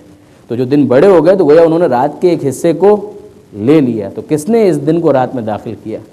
اور اگر سردی کے موسم میں رات آ گئی ہے اور رات بڑی ہو گئی ہے تو کس نے اس رات کو دن کے اندر داخل کر دیا؟ تو یہ فصلوں کے اعتبار سے موسم اور سیزنز کے اندر جس طریقے سے ہوتا ہے پروردگار اس کی طرف بھی متوجہ کرتا ہے، اور یہ تو موسموں کے اعتبار سے، ورنہ تو روزانہ بھی ہم دیکھتے ہیں کہ جب دن ختم ہوتا ہے تو رات آتی ہے، اور رات ختم ہوتی ہے تو پھر دن آتا ہے، اور پھر اس کے اندر بھی کس طرح سے مرحلہ وار گریجولی، کہ اگر صبح جب دن آتا ہے تو روشنی ایک دم تیز نہیں ہوتی ہے، ظاہر ہے سورج طلوع ہوتے ہوتے زمین کی اس موومنٹ کی وجہ سے جو ایز اٹ اپیئرس، اسی طرح سے اس کو بولا جاتا ہے کہ سن رائز ہو گیا، تو آہستہ آہستہ پہلے صبح کاذب ہے، پھر صبح صادق ہے، اس کے بعد آہستہ آہستہ دن جو ہے وہ چڑھ رہا ہے، اور پھر اس کے بعد جب زوال کا وقت ہو تو زوال کے بعد آہستہ آہستہ دن اتر رہا ہے، وہ نیچے کی طرف آ رہا ہے، اور پھر اندھیرا جو ہے وہ اس کے اوپر غالب آتا چلا جا رہا ہے۔ تو یہ جو موسموں کا فرق ہے وہ بھی اس کے اندر کور ہوتا ہے، اور روزانہ کا جو دن اور رات کا معاملہ ہے وہ بھی اس کے اندر کور ہوتا ہے۔ البتہ یہ میں آپ سے گزارش کر دوں کہ یہ 4 موسم میں نے کہا تو یہ کراچی والے جتنے بھی ہیں وہ حیرت سے ہو سکتا ہے مجھے دیکھ رہے ہوں کہ کراچی میں تو یہ 4 موسم نہیں ہوتے، جیسے کہ 4 موسم جو ہے ہم بھی اپنی کتابوں کے اندر جب اسکول میں پڑھتے تھے تو ہمارے ٹیچرز وغیرہ ہم کو پڑھاتے تھے کہ ابھی 4 موسم ہوتے ہیں سارے سال میں، ایک سردی کا ہوتا ہے، ایک گرمی کا ہوتا ہے، ایک بہار کا ہوتا ہے، خزاں کا ہوتا ہے، اور پھر وہ بتاتے ہیں بہار کے موسم میں کیا ہوتا ہے، پھول کھلتے ہیں اور یہ ہوتا ہے اور وہ ہوتا ہے، تو ہم سوچتے تھے یہ کون سا موسم ہے، کس کی بات ہو رہی ہے، یہ کس جگہ پر ہوتا ہے؟ اس سے کہ شہری زندگی کے اندر اس طرح سے گارڈن دیکھنے کا اتفاقی بہت کم ہوتا ہے، تو اس کے بعد انسان سوچتا رہے کہ بھئی یہ کون سے موسم کی بات ہو رہی ہے کہ جس کے اندر پھول آ جاتے ہیں، اور پھر خزاں کا جب موسم آتا ہے تو پھول ختم ہو جاتے ہیں اور پتے جھڑنا شروع ہو جاتے ہیں اور یہ ہوتا ہے وہ ہوتا ہے، تو یہ کون سا موسم ہے، کس موسم کی بات ہو رہی ہے؟ اور پھر اسے سردی کے حوالے سے کہ یہ سردی کا موسم، تو سردی کا موسم کون سا ہے؟ اتنا ایڈورٹیزمنٹ کے انداز میں، جس طرح ٹی وی کے اوپر بریک، البتہ ٹی وی پہ تو اب زیادہ آنے لگی ہیں، ورنہ پہلے کہ مختصراً چھوٹا سا ایک بریک آیا اور ختم ہو گیا، اس طریقے سے برسات کا موسم کراچی کے اندر آتا ہے تو پتہ ہی نہیں چلتا ہے کہ صاحب یہ برسات کا موسم بھی کوئی باقاعدہ موسم ہوتا ہے کہ جس کو موسم کے طور پر بیان کیا جا سکے۔ مجھے یاد ہے اچھی طرح سے کہ ایک دفعہ یہ ہوا تھا، میں وینکوور گیا مجلس پڑھنے کے لیے، تو وہاں پر ہمیں بعض دوستوں نے بتایا وینکوور ایسا ہے کہ روزانہ وہاں پر بارش ہو رہی ہے، یعنی ایسا ہے کہ تبرکن برکت کے تو جس طرح سے نیاز بڑھتی ہے، ایسا لگتا ہے روزانہ تھوڑی بہت بارش جو ہے نیاز کے طور پر وہاں پر بڑھتی ہی ہے کہ کچھ نہ کچھ تو وہاں پر پانی گرے گا ہی گرے گا۔ اب کراچی کے اندر تو اگر یہ بارش ہو جائے تو ایک رسم ہے پکوڑے بنانے کی، کہ اگر بارش آ گئی تو پکوڑے بنانے کی رسم ہے کہ صاحب بارش آئی ہے تو پھر کیا ہوگا کہ صاحب فوراً جو بیسن ہے اس کو ملا کر اور پھر وہ آلو کاٹ کے اور اس کے ذریعے سے کہ فوراً پکوڑے بناؤ، اس سے کہ موسم جو ہے برسات کا موسم ہے۔ تو وہ بتا رہے تھے کہ وہاں پر کہ ایک بیچاری جو ہے خاتون کراچی سے شادی ہو کر وہاں پہنچی ہیں، اور جیسے ہی وہاں پر پہنچی تو انہوں نے دیکھا کہ یہ تو بارش ہو رہی ہے، تو فوراً انہوں نے کہا پکوڑے بنانا شروع کر دی۔ تو ان کے شوہر نے کہا کہ خیریت کیا ہو گیا؟ کہ پکوڑے بنا رہی ہوں۔ کہا کیوں پکوڑے؟ کہا بارش ہو رہی ہے۔ کہا ٹھیک ہے بناؤ۔ اس دن تو پکوڑے کھا لیے، پھر اگلے دن واپس بارش ہونے لگی تو بیچاری پھر واپس پکوڑے بنانا شروع کر دیے اس نے، اور پھر جب یہ پکوڑے بھجیے جس طرح سے ہم کہتے ہیں اس نے دوسرے دن بھی بنائے، تیسرے دن بھی بنائے، تو آخر اس نے تھک کر کہا کہ یہ کب تک بارش ہوتی رہے گی؟ کہا یہاں پہ تو روز بارش ہوگی، آپ روز پکوڑے بنائیے اس کے تو کبھی ختم نہیں ہوگی۔ تو یہ معاملہ اس طریقے سے کبھی کبھی ہو جاتا ہے، لیکن عمومی طور پر ظاہر ہے کہ 4 موسم ہیں، اور ان موسموں کے حوالے سے دن اور رات کی جو تبدیلی ہے وہ تو واضح طور پر مشاہدے کے اندر آتی ہے، اور روزانہ کا معاملہ بھی ہے کہ لہو ملک السماوات والارض، آسمانوں اور زمین کا ملک اقتدار اسی کا، وإلی اللہ ترجع الامور، اور اسی کی طرف تمام امور کو پلٹا دیا جائے گا، وہو علیم بذات الصدور، اور وہی وہ ہے کہ جو سینوں کے اندر جو نیتیں ہیں، جو ارادے ہیں، ان سے بھی واقف ہے۔ یعنی آپ ذرا غور فرمائیے کہ پہلے پروردگار عالم نے کہا بما تعملون بصیر، کہ جو تم اعمال کرتے ہو خدا انہیں بھی دیکھ رہا ہے۔ تو اعمال جو انسان کرتا ہے نیت سے اگر کمپیئر کیا جائے تو نیت پہلے ہے، اعمال بعد میں ہے۔ اعمال جو ہیں وہ بعد میں، نیت پہلے ہے۔ تو ہو سکتا ہے کہ کسی کے ذہن میں یہ ہو کہ ٹھیک ہے عمل کو تو وہ دیکھ رہا ہے، مگر کیا ایسا بھی ہے کہ وہ نیتوں سے واقف ہے؟ پروردگار عالم انسان کو متوجہ کرتا ہے کہ نہ فقط تمہارے اعمال سے وہ واقف ہے، بلکہ تمہارے سینوں کے اندر، دلوں کے اندر پروان چڑھنے والے خیالات جو ہیں ان سے بھی تمہارا خدا بہت واقف ہے۔ وہ جانتا ہے کہ تم اپنے ذہن میں، دل میں کیا چھپا کر بیٹھے ہو، کیا راز تمہارے دل کے اندر ہے، کون سا منصوبہ تمہارے دل کے اندر ہے، تمہاری نیتوں کے اندر ہے، وہ خوب اچھی طرح سے اسے بھی جانتا ہے۔ اس سے کچھ چھپا ہوا نہیں ہے، اس سے کچھ مخفی اور پنہا نہیں ہے، اس سے کوئی چیز پوشیدہ اور ہڈن یا obscured نہیں ہے، بالکل بھی نہیں ہے۔ اتنا سمجھ لو کہ تم خداوند متعال کی نگاہوں میں ہو، تم بھی، تمہارے اعمال بھی، تمہاری نیتیں بھی، سب کچھ پروردگار عالم کی رینج سے کچھ بھی باہر نہیں ہے۔ پھر پروردگار عالم فرماتا ہے، نہیں، یہاں پر یہ 6 آیتیں مکمل ہو گئیں۔ ان 6 آیتوں کی امپورٹنس آپ اس طرح سے سمجھیں۔ ان 6 آیتوں میں جیسے کہ میں نے گزارش کی کہ 20 صفات ہیں جو پروردگار عالم نے اپنی گنوائی ہیں۔ یہ کتنی امپورٹنٹ ہیں کہ اس کے بارے میں ہمارے چوتھے امام، امام زین العابدین علیہ الصلوۃ والسلام،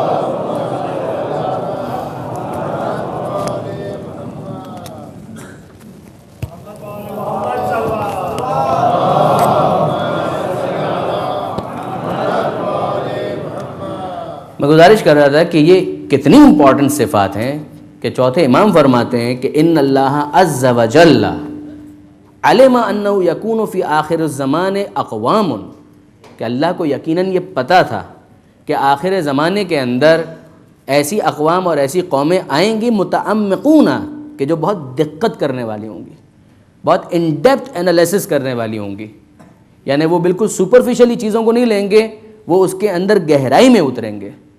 یہ چوتھے امام فرما رہے ہیں کہ ان اللہ عز وجل علم انہ یکون فی آخر زمان، کہ پروردگار کے علم میں یہ بات تھی کہ آخر زمان کے اندر ایسی قومیں آئیں گی کہ جو بہت دقت کرنے والے، متعمقون۔ تو پروردگار عالم نے ان کی سیٹسفیکشن کے لیے کیا کیا؟ فانزل اللہ تعالیٰ، تو اللہ نے قرآن مجید کے اندر یہ 2 حصے خاص ان کے لیے نازل کیے ہیں۔ کن کے لیے؟ اس آخری زمانے کی قوموں کے لیے۔ وہ 2 حصے کون سے ہیں؟ کا سورہ قل هو اللہ احد والآیات من سورۃ الحدید۔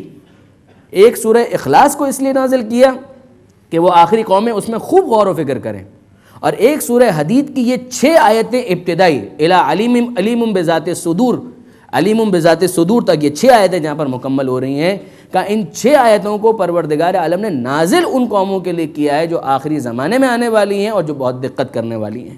فمن رام وراء ذلک فقد ہلک، بس اس کے آگے جاننے کی ضرورت نہیں ہے، یہ تمہاری لیمٹس ہیں، یہاں پر لائن ڈرا کر دی گئی، یہ ریڈ لائن ہے، اس کے آگے مزید سوچنے کی ضرورت نہیں ہے، اتنا سوچ لو تو بہت کافی ہے۔ یہ آخری قوموں کے لیے خاص چوتھے امام کی ایک نصیحت کہ پروردگار کو اگر تم نے اتنا سمجھ لیا تو بہت کافی ہے۔ کوئی کہے کہ اس کے آگے، کہ یہ تو طے ہے برادران عزیز، کیا پروردگار عالم کو ہم پورا سمجھ سکتے ہیں؟ کمپلیٹ نہیں، مکمل، ایسا کہ جس کے بعد ہم کہیں کہ نہیں مکمل معرفت پروردگار ہمیں حاصل ہو گئی، کیا یہ ممکن ہے؟ کیا اس بات کا امکان ہے؟ کیا اس محدود عقل کے ساتھ ہم یہ کر سکتے ہیں؟ ہم اتنا سمجھ سکتے ہیں خدا ہے، ہم اتنا سمجھ سکتے ہیں کہ وہ وراء الورا ہے، ثم وراء الورا ہے، ہم اتنا سمجھ سکتے ہیں کہ وہ بہت عظیم ہے، وہ بہت بڑا ہے، کبیر ہے، اکبر ہے، ہم سمجھ سکتے ہیں کہ وہ علیم ہے، وہ سمیع ہے، بصیر ہے، یہ ہم سمجھ سکتے ہیں، مگر مکمل برادران عزیز مکمل تو اب تک ہم نے اپنے آپ کو نہیں سمجھا، پروردگار عالم کو تو ہم کیا کہیں؟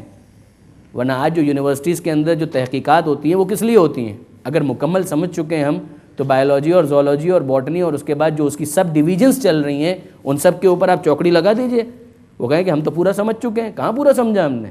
جب پورا نہیں سمجھا تو مزید تحقیق کر رہے ہیں۔ مزید تحقیق علامت ہے اس بات کی کہ اب تک ہمارا علم وہاں پر نہیں آیا کہ جہاں پر ہم اپنے آپ کو جاہل نہ کہہ سکیں۔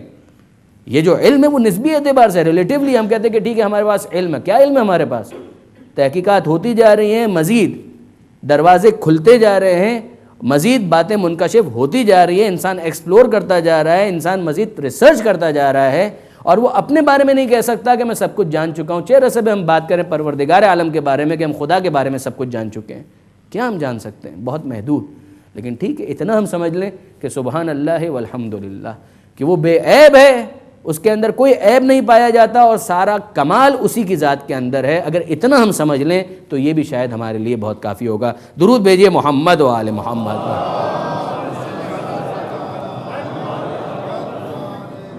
تو ایک مرحلہ تو یہ ہے کہ یہ 6 آیتیں۔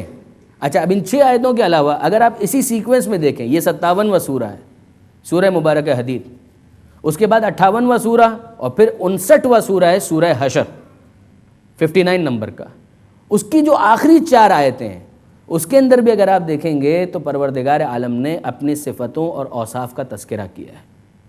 اس کے اندر بھی پروردگار عالم اپنی صفتوں کا تذکرہ کرتا ہے، مصور ہے اور باری ہے، مہیمن ہے وغیرہ، وہ دیگر اپنی صفات پروردگار عالم نے وہاں پر بتلائی ہیں۔ ان 6 آیتوں اور ان 4 آیتوں، ان دونوں کا آپس میں کیا تعلق ہے؟ یہ تعلق بڑا امپورٹنٹ ہے، یہ بہت امپورٹنٹ تعلق ہے، یعنی خصوصیت کے ساتھ حاجتوں کی قبولیت کے لیے، اور اس میں بھی جب کہ شب قدر آنے والی ہے، میں متوجہ کرنا چاہوں گا اپنے تمام سامعین کو کہ وہ اس حدیث کی طرف غور کریں، توجہ کریں جو مولائے کائنات امیر المومنین علی ابن ابی طالب علیہ الصلوۃ والسلام نے ارشاد فرمایا۔ یہ حدیث، اس حدیث کے اندر اسم اعظم کے بارے میں سوال کیا جا رہا ہے۔ سوال کرنے والا کون ہے؟ مولا کا ایک صحابی ابن عازب، وہ آ کر سوال کرتا ہے۔ سوال کیا ہے؟ اسألک باللہ ورسولہ، کہ مولا میں آپ کو واسطہ دیتا ہوں اللہ کا اور اللہ کے رسول کا واسطہ دیتا ہوں۔ کیا کس بات کے لیے واسطہ دے رہے ہیں؟ اس لیے واسطہ دے رہے ہیں کہ مجھے بتائیں وہ چیز کہ جس سے آپ کو اللہ نے مخصوص کیا، نہ سیکوینس اور ترتیب یہ ہے کہ جس سے آپ کو اللہ کے رسول نے مخصوص کیا، اور وہ چیز جو اللہ نے جبریل کے ذریعے سے پیغمبر پر نازل کی اور پیغمبر کو اس سے مخصوص کیا، میں چاہتا ہوں کہ آپ مجھے بتائیں وہ چیز، آپ مجھے وہ بات بتائیں۔ یہ سوال کیا ابن عازب نے، اس کے جواب میں مولا فرماتے ہیں کہ اذا اردت، کہ اے شخص جب تو یہ چاہے ان تدعو اللہ باسمہ الاعظم، کہ اللہ کو اس کے اسم اعظم کے واسطے سے پکارے، فقرہ من اول سورۃ الحدید الی آخر 6 آیات، تو ایک کام کر کے سب سے پہلے سورہ حدید کی ابتدائی 6 آیتوں کی تلاوت کر، منہا علیم بذات الصدور، علیم بذات الصدور تک، اور پھر اس کے بعد وآخر سورۃ الحشر یعنی 4 آیات، اور پھر اس کے بعد 4 آیتیں جو آخری سورہ حشر کی ہیں ان 4 آیتوں کی تلاوت کر، ثم ارفع یدیک، اس کے بعد اپنے دونوں ہاتھوں کو خدا کی بارگاہ میں پھیلا دے، اپنے دونوں ہاتھوں کو خدا کی بارگاہ میں اٹھا، مانگ. اور اس کے بعد کیا کہے؟ فقل یا من ہوا ہاکذا، یہ کہے کہ اے وہ خدا کے جو ایسا ہے کہ جس طرح خود اس نے ان آیتوں کے اندر بیان کیا. یا من ہوا ہاکذا، اے وہ خدا کہ جو ایسا ہے کہ جیسا اس نے ان آیتوں کے اندر بیان کیا. بحق ھذہ الاسماء، ان اسماء کا واسطہ دے کر میں تجھ سے سوال کرتا ہوں، ان تصلی علی محمد، کہ سب سے پہلے تو محمد مصطفیٰ پر درود اور رحمت نازل فرما.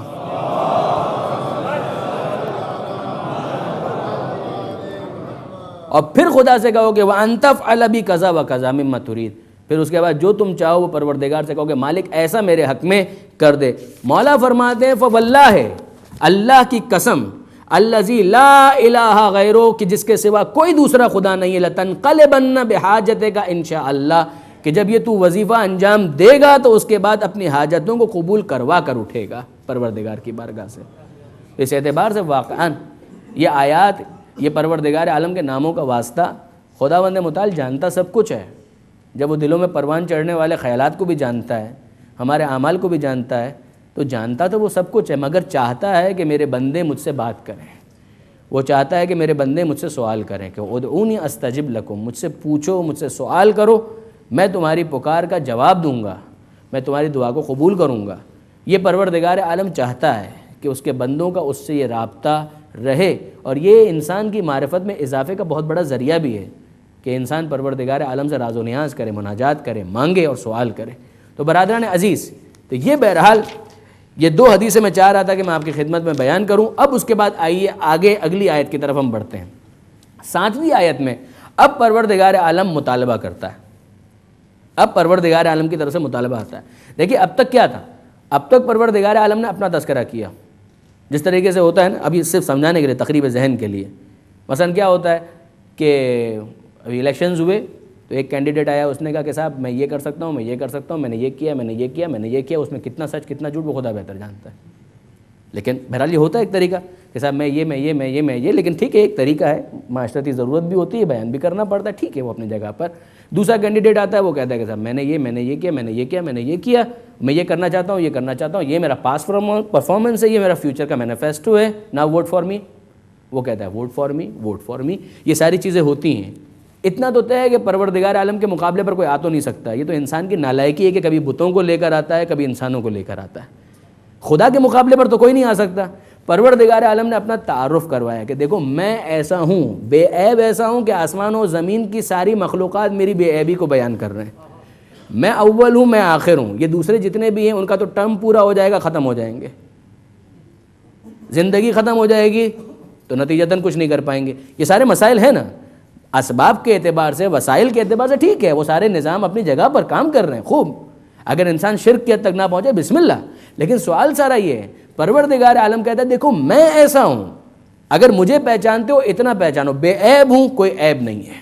مجھے پہچانو کہ ملک میرا ہے، باقی سب کو جو میں نے بھیک دی ہوئی ہے اس کے نتیجے میں کوئی کچھ بن گیا ہے، کوئی کچھ بن گیا ہے، ورنہ ملک میرا ہے. عزیز میں ہوں، حکیم میں ہوں، سارا اقتدار میرے پاس ہے، حکمت میرے پاس ہے. میں اول ہوں، میں آخر ہوں، میں ظاہر ہوں، میں باطن ہوں، سب کچھ تو میں ہوں، جانتا بھی سب کچھ ہوں، چھپا ہوا بھی کچھ نہیں ہے. اب میرا تم سے مطالبہ کیا ہے؟ ووٹ نہیں چاہیے، ووٹ نہیں چاہیے. تم مانو نہ مانو میں خدا ہوں. دیکھیے ایک ہے عہدہ جو اعتباری عہدہ ہے. اعتباری عہدہ کیا ہوتا ہے کہ آپ نے ماننا شروع کر دیا تو وہ بن گیا، آپ نے ماننا چھوڑ دیا تو وہ ختم ہو گیا. یہ اعتباری عہدہ نا. بھائی صدر ہے کیا مطلب ہے کہ صدر ہے اس لیے صدر ہے کہ لوگوں نے صدر ماننا شروع کر دیا. 2-3 سال بعد، 4 سال کے بعد صدر ماننا چھوڑ دیں گے تو وہ صدر نہیں رہے گا. یہ وزیر اعظم ہے، کب تک وزیر اعظم ہے؟ جب تک لوگ مان رہے ہیں تب تک وزیر اعظم ہے. لوگ ماننا چھوڑ دیں تو وزیر اعظم نہیں ہے. ایسا ہے یا نہیں ہے؟ تو یہ عہدے جتنے بھی ہیں اعتباری ہیں، مگر پروردگار عالم کا جو مقام ہے وہ لوگوں کے ماننے کا محتاج نہیں ہے کہ اگر لوگ مانیں تو وہ خدا ہے اور لوگ ماننا چھوڑ دیں تو خدا نہیں ہے. ورنہ ایمانداری کی بات، شاید میں نے محرم کی مجالس میں بھی یہ گزارش کی تھی کہ اگر آپ غور کریں کہ اگر عرب معاشرے کے اندر جہاں بت پرستی عام تھی، جس طرح کی توحید پیغمبر اکرم نے متعارف کروائی تھی، اگر ریفرنڈم ہوتا پیغمبر بھی ہار جاتے، خدا بھی ہار جاتا. اگر لوگوں سے ریفرنڈم کروایا جائے تو پروردگار عالم ہار جاتا. سب بت پرست تھے، پیغمبر کہہ رہے تھے اللہ ایک ہے، اللہ کے سوا کوئی نہیں، یہ سارے بت غلط ہیں. چلیے صاحب ٹھیک ہے، ہم کیا کرتے ہیں بیلٹ باکس رکھواتے ہیں اور اس کے اندر ووٹ ڈلواتے ہیں. تو ابو لہب کو چھوڑ دیں, ابو جہل نے کیا ووٹ ڈالنا تھا, عاص بن وائل سہمی نے کیا ووٹ ڈالنا تھا, ان دوسروں نے کیا ووٹ ڈالنا تھا. تو یہ جتنے بھی دوسرے عہدے ہیں ان کے اندر بیلٹ باکس اپنا رول پلے کرتا ہے, مگر جو خدا کا معاملہ ہے اور خدائی عہدوں کا معاملہ ہے وہ لوگوں کے ووٹوں کا محتاج نہیں ہوتا. لوگ مانیں یا نہ مانیں, خدا ہے تو ہے, لا الہ الا اللہ, اللہ کے سوا کوئی معبود نہیں ہے. لوگ مان رہے ہیں تو بھی وہ ایک ہے, سب مل کر انکار کر دیں تب بھی وہ ایک ہے. اگر سب مل کر اسے ایک مان لیں تو اس کی توحید میں اضافہ نہیں ہو جاتا, سب مل کر انکار کر دیں تو توحید میں کمی نہیں ہو جاتی. یہ خدا کا معاملہ ہے اور وہی خدائی عہدے کا معاملہ ہے. اگر پیغمبر اکرم کو سب مل کر ریجیکٹ کر دیں تو آپ اطمینان رکھیں اس کے باوجود محمد الرسول اللہ ہیں تو محمد الرسول اللہ ہیں اور وہ رہیں گے. یہ انتخاب پروردگار کا ہے کہ اللہ عالم و حیث و یجل و رسالتہ, کہ خدا خوب جانتا ہے کہ کسے اپنا عہدہ دے. یہ لوگوں سے پوچھ کر خدا نہیں دے گا. خدائی عہدہ لوگوں کے ماننے کا محتاج نہیں ہے. بالکل اسی طریقے سے ولایت کا عہدہ بھی پروردگار عالم کی عطا ہے. اگر لوگ مانیں یا نہ مانیں, دونوں صورتوں میں علی ولی اللہ تھا, علی ولی اللہ ہے, علی ولی اللہ رہے گا.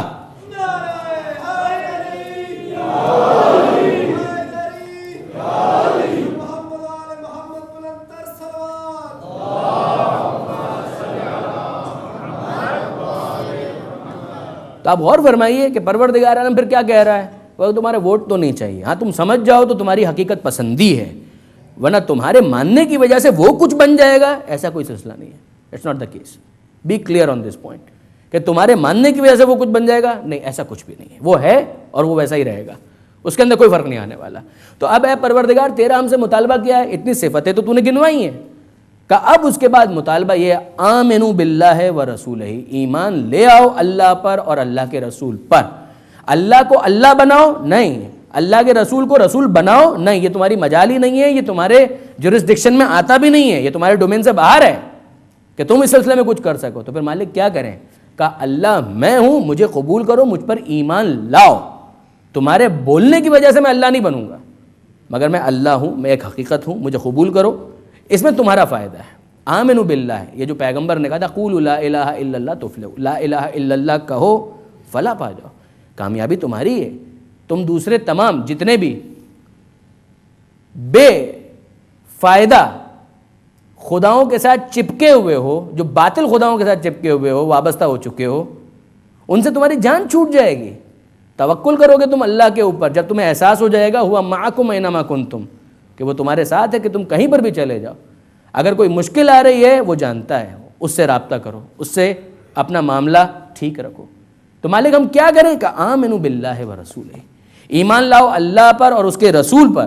سوال, کیا یہ خطاب خصوصیت کے ساتھ ان لوگوں کے ساتھ ہو رہا ہے کہ جو اب تک ایمان نہیں لائے؟ مزے کی بات یہ ہے کہ تقریباً مفسرین کا اس بات پر کنسنسس اور اتفاق ہے کہ یہ خطاب ان لوگوں سے ہو رہا ہے جو آلریڈی مسلمان ہو چکے ہیں. یہ کتنی حیرت کی بات ہے, یہ کتنی حیرت کی بات ہے کہ پروردگار عالم کہہ رہا ہے آمنو.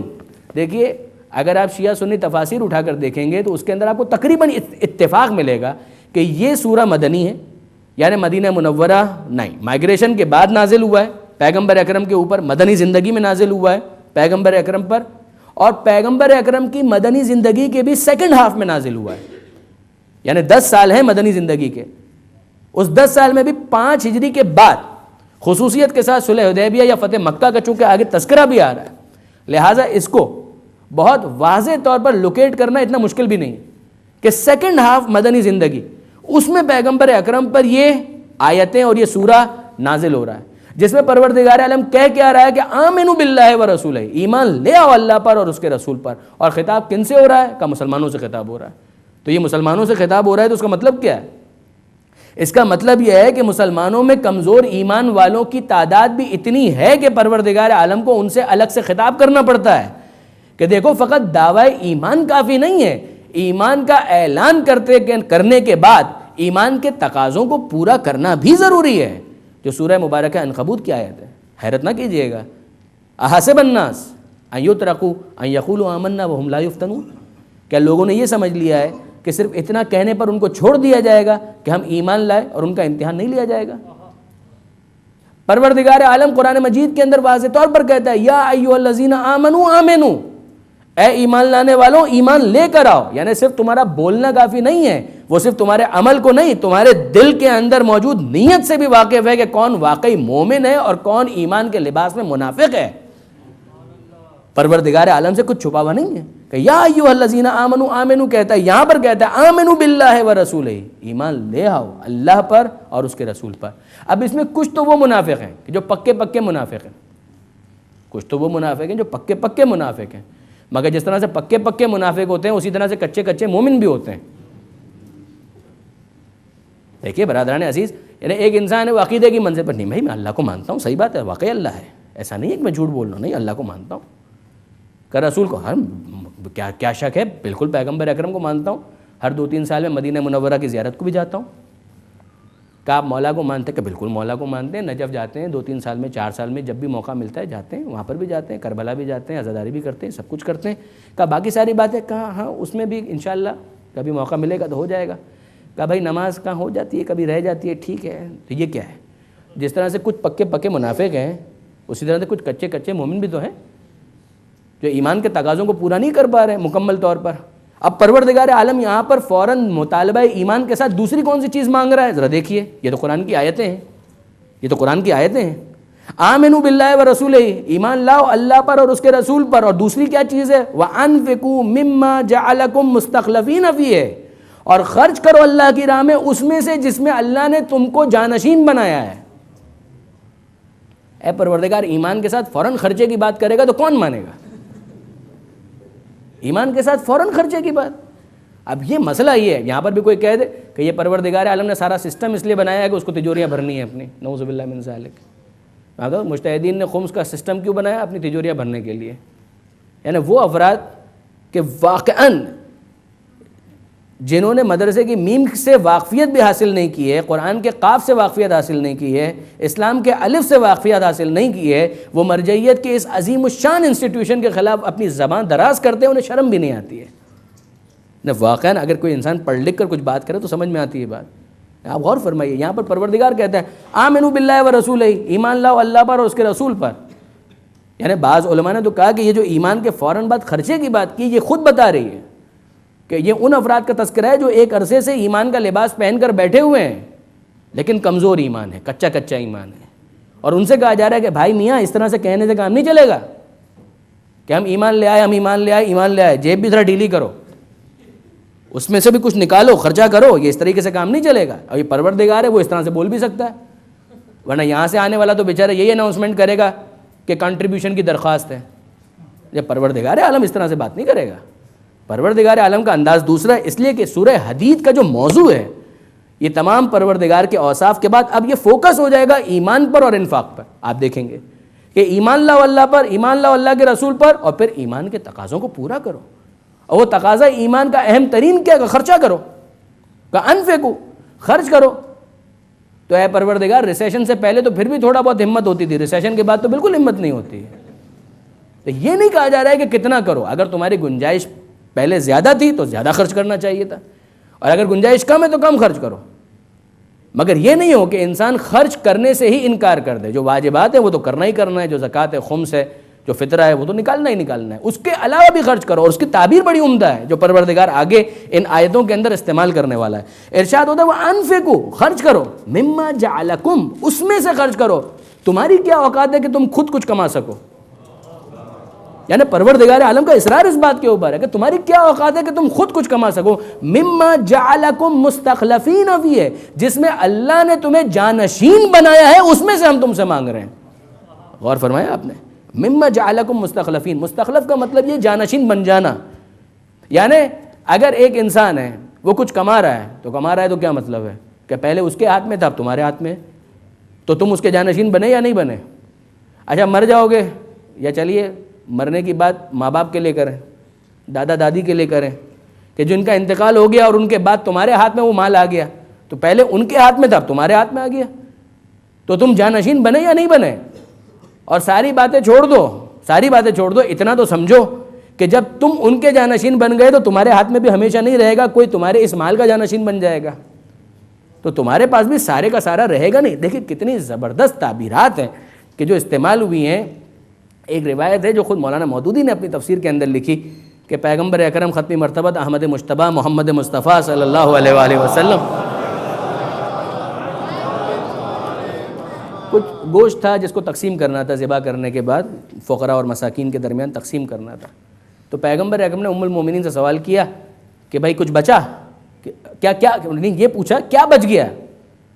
تو انہوں نے جواب دیا کہ بس یہ جو شانے کی اس طرف کی، یعنی بکرے کی، میری مت سمجھے گا، یہ شانے کی جو ہڈی، یہ ادھر کا جو گوشت ہوتا ہے کہ وہ تھوڑا سا بچ گیا، باقی سارا چلا گیا، صدقے میں دے دیا، بس یہاں کا تھوڑا سا گوشت جو ہے بکرے کا وہ تھوڑا سا بچ گیا، باقی سب کا سب چلا گیا.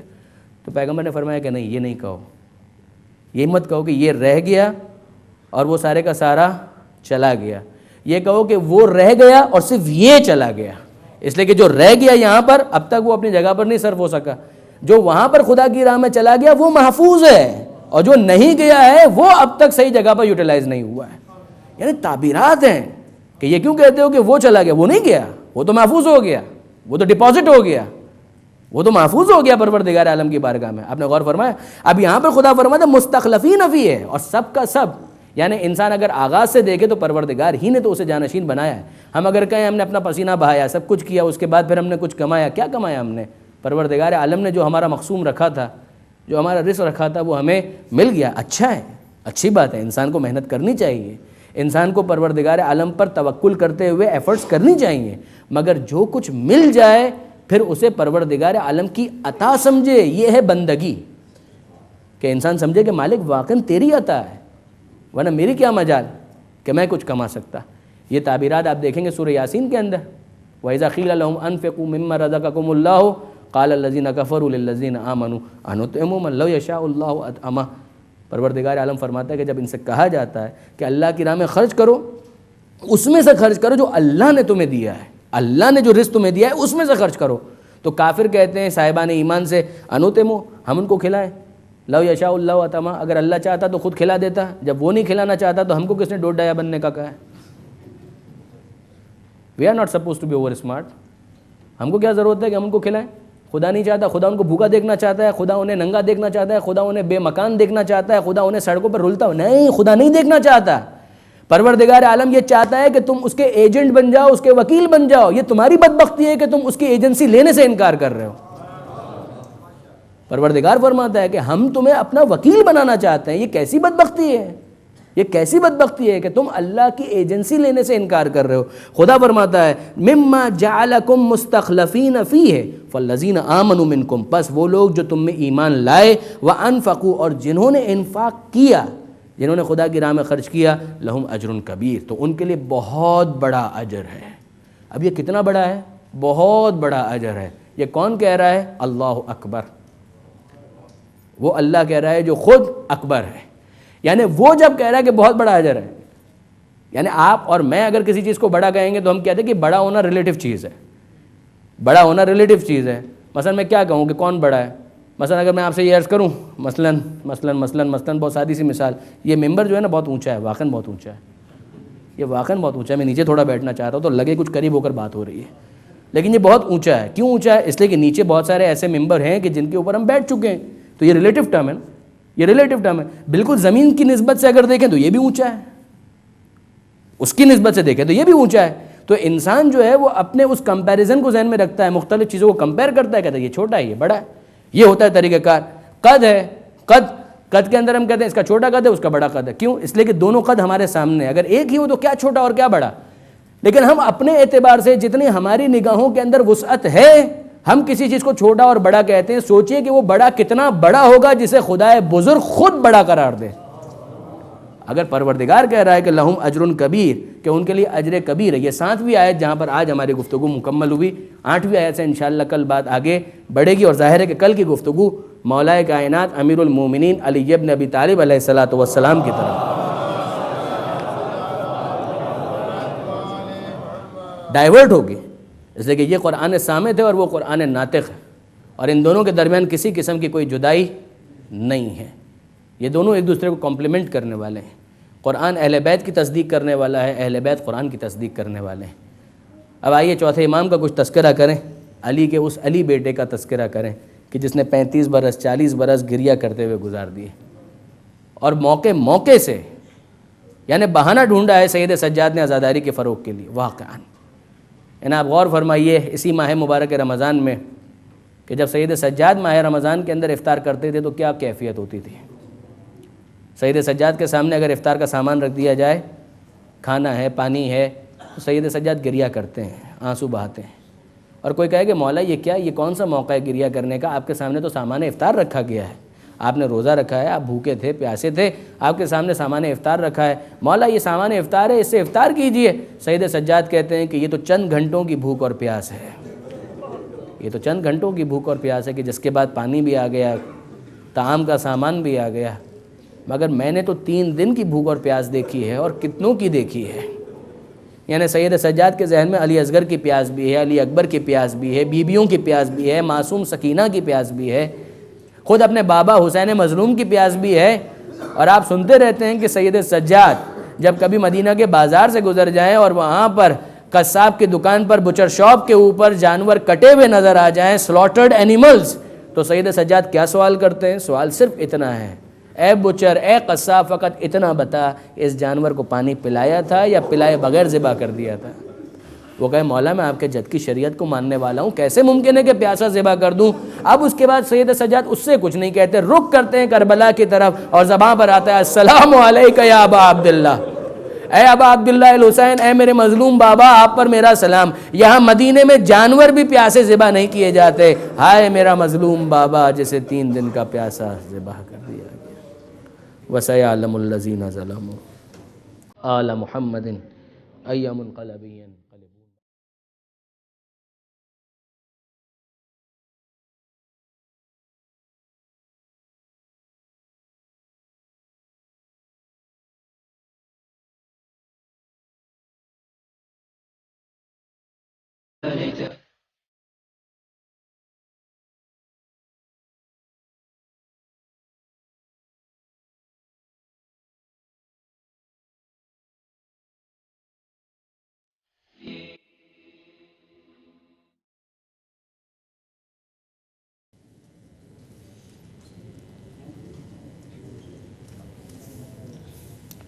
اعوذ باللہ من الشیطان اللعین الرجیم. بسم اللہ الرحمن الرحیم. الحمد للہ رب العالمین والصلاة والسلام علی اشرف الانبیاء والمرسلین سیدنا و مولانا ابی القاسم محمد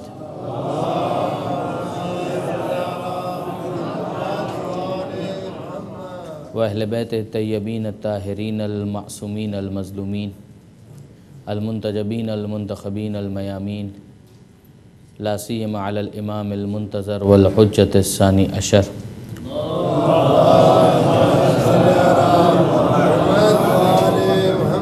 واللعنۃ الدائمۃ الباقیۃ علی اعدائہم اجمعین من یوم ظلمہم الی قیام یوم الدین.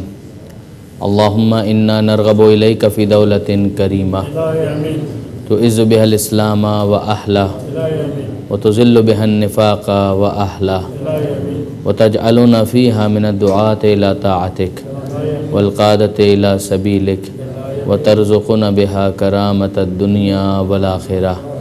رب اشرح لی صدری ویسر لی امری واحلل عقدۃ من لسانی یفقہوا قولی وجعلنی خالصا لوجہک الکریم یا اللہ. صلوات علی محمد وعلی محمد.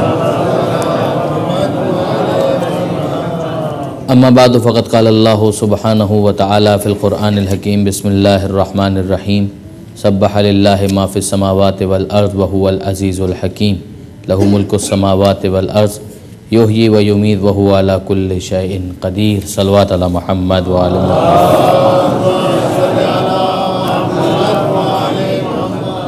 برادران عزیز و خاران محترم، سورہ مبارکہ حدید پر الحمدللہ کل ہم نے گفتگو کا آغاز کیا.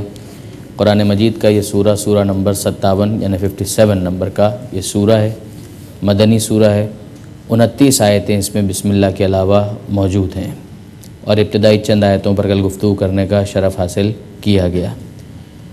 اگر اس کے موضوعات کے اوپر ہم غور کریں کہ کیا موضوعات ہیں کہ جنہیں پروردگار عالم نے کن ٹاپکس کو اس سورے کے اندر کور کیا ہے، تو ہمیں ملتا ہے کہ ابتدا میں پروردگار نے اپنی 20 صفتوں کا تذکرہ کیا. اس کے بعد 2 اہم موضوعات ہیں کہ جو اس سورے کے اندر ڈسکس کیے گئے ہیں. ایک ہے ایمان اور دوسرا ہے انفاق. بہت اصرار کے ساتھ، بار بار تاکید کے ساتھ ایمان لاؤ، ایمان لاؤ. جو ایمان لا چکے ہیں وہ اپنے ایمان کو واپس سے کنسیڈر کریں کہ واقعاً کتنے وہ مومن ہیں. کیا مومنوں کے لیے وقت نہیں آیا کہ ان کا دل خوف خدا سے لرزنے لگے؟ اس قسم کی آیتیں آپ کو اس سورے کے اندر بہت ملیں گی. اللہ پر ایمان، رسول پر ایمان اور انفاق فی سبیل اللہ، کہ اللہ کی راہ میں خرچ کرو. اور اس کے بعد پھر آگے مزید کچھ اور موضوعات بھی ہیں جن کے اندر اختتام میں ہمیں ایک امپورٹنٹ موضوع نظر آتا ہے، اور وہ ہے رہبانیت کا، کہ جنہیں عیسائیوں نے اختیار کیا ہوا ہے اور وہ آج تک اس پہ کسی حد تک بہرحال اپنے بنیادی جو فیچرز ہیں اس کے اندر اس کو شمار کرتے ہیں، یعنی ترک دنیا، خصوصیت کے ساتھ ان کے پریسٹ اور فادر وغیرہ اور بشپس وغیرہ. تو اس کے حوالے سے بھی قرآن مجید کے اس سورے کے اندر جو بالکل آخری آیتیں ہیں اس میں پروردگار عالم نے گفتگو کی ہے. اس سورے کی تلاوت کے فضائل کے بارے میں ایک روایت پیغمبر اکرم ختم مرتبت احمد مجتبیٰ محمد مصطفیٰ صلی اللہ علیہ وسلم کہ پیغمبر اکرم یہ ارشاد فرماتے ہیں کہ من قرأ سورۃ الحدید، کہ اگر کوئی سورہ حدید کی تلاوت کرے گا، کتب من الذین آمنوا باللہ ورسولہ، تو اس کا نام لکھا جائے گا ان لوگوں میں کہ جو اللہ اور اس کے رسول پر ایمان لائے، یعنی جو مومن بنے.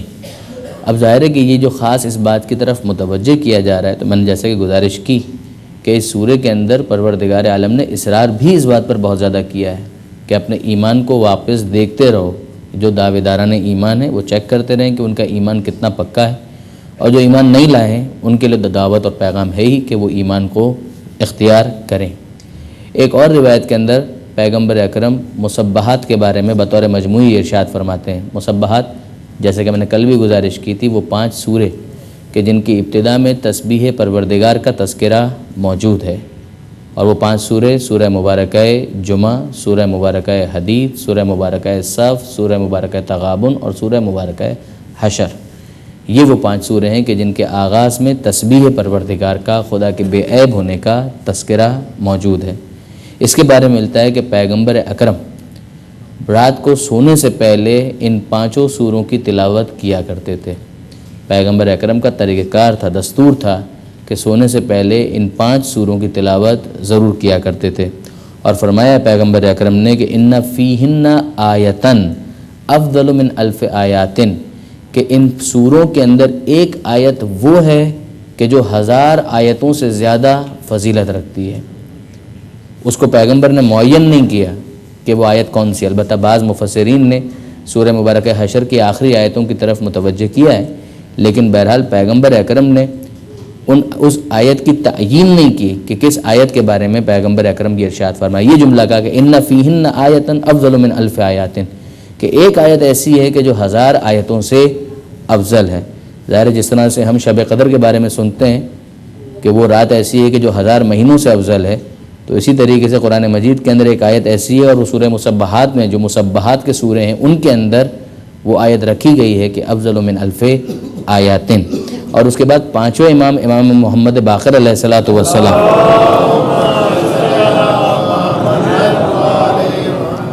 پانچویں امام بھی مصبحات کی تلاوت کی ایک فضیلت بیان کرتے ہیں. ارشاد فرماتے ہیں کہ من قرأ المصبحات کلہا، جو بھی ان مصبحات کی تلاوت کرے، یعنی ان 5 سوروں کی تلاوت کرے سونے سے پہلے، اگر وہ ایسا کرتا ہے تو کیا اسے حاصل ہوگا؟ وہ اس وقت تک اس دنیا سے نہیں جائے گا جب تک زمانے کے امام کے ظہور کو اپنی آنکھوں سے نہ دیکھ لے.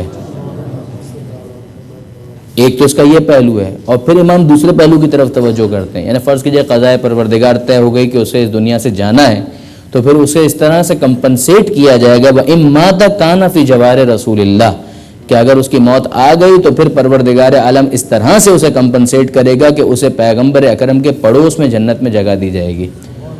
تو یہ سارے وہ طریقہ کار ہیں کہ جن کے ذریعے سے کنونس کیا جاتا ہے کہ انسان اس سورے کی تلاوت کی طرف آئے. دیکھیں پروردگار عالم جو ہے وہ ماں سے زیادہ محبت کرنے والا ہے. تو جب ماں سے زیادہ محبت کرنے والا ہے تو چاہتا ہے کہ اپنے بندوں کا بھلا کرے.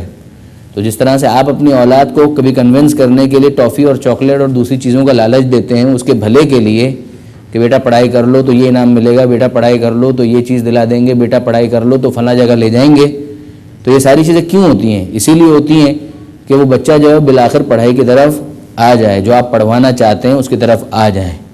تو آپ تو ہو سکتا ہے خدا نہ کرے بہرحال وعدہ کر کے بھول بھی جائیں، اللہ نہ کرے، لیکن یہ کہ ایسا ہوتا ہے کبھی کبھی کہ آدمی وعدہ کر کے بھول جاتا ہے، جو کہ بہت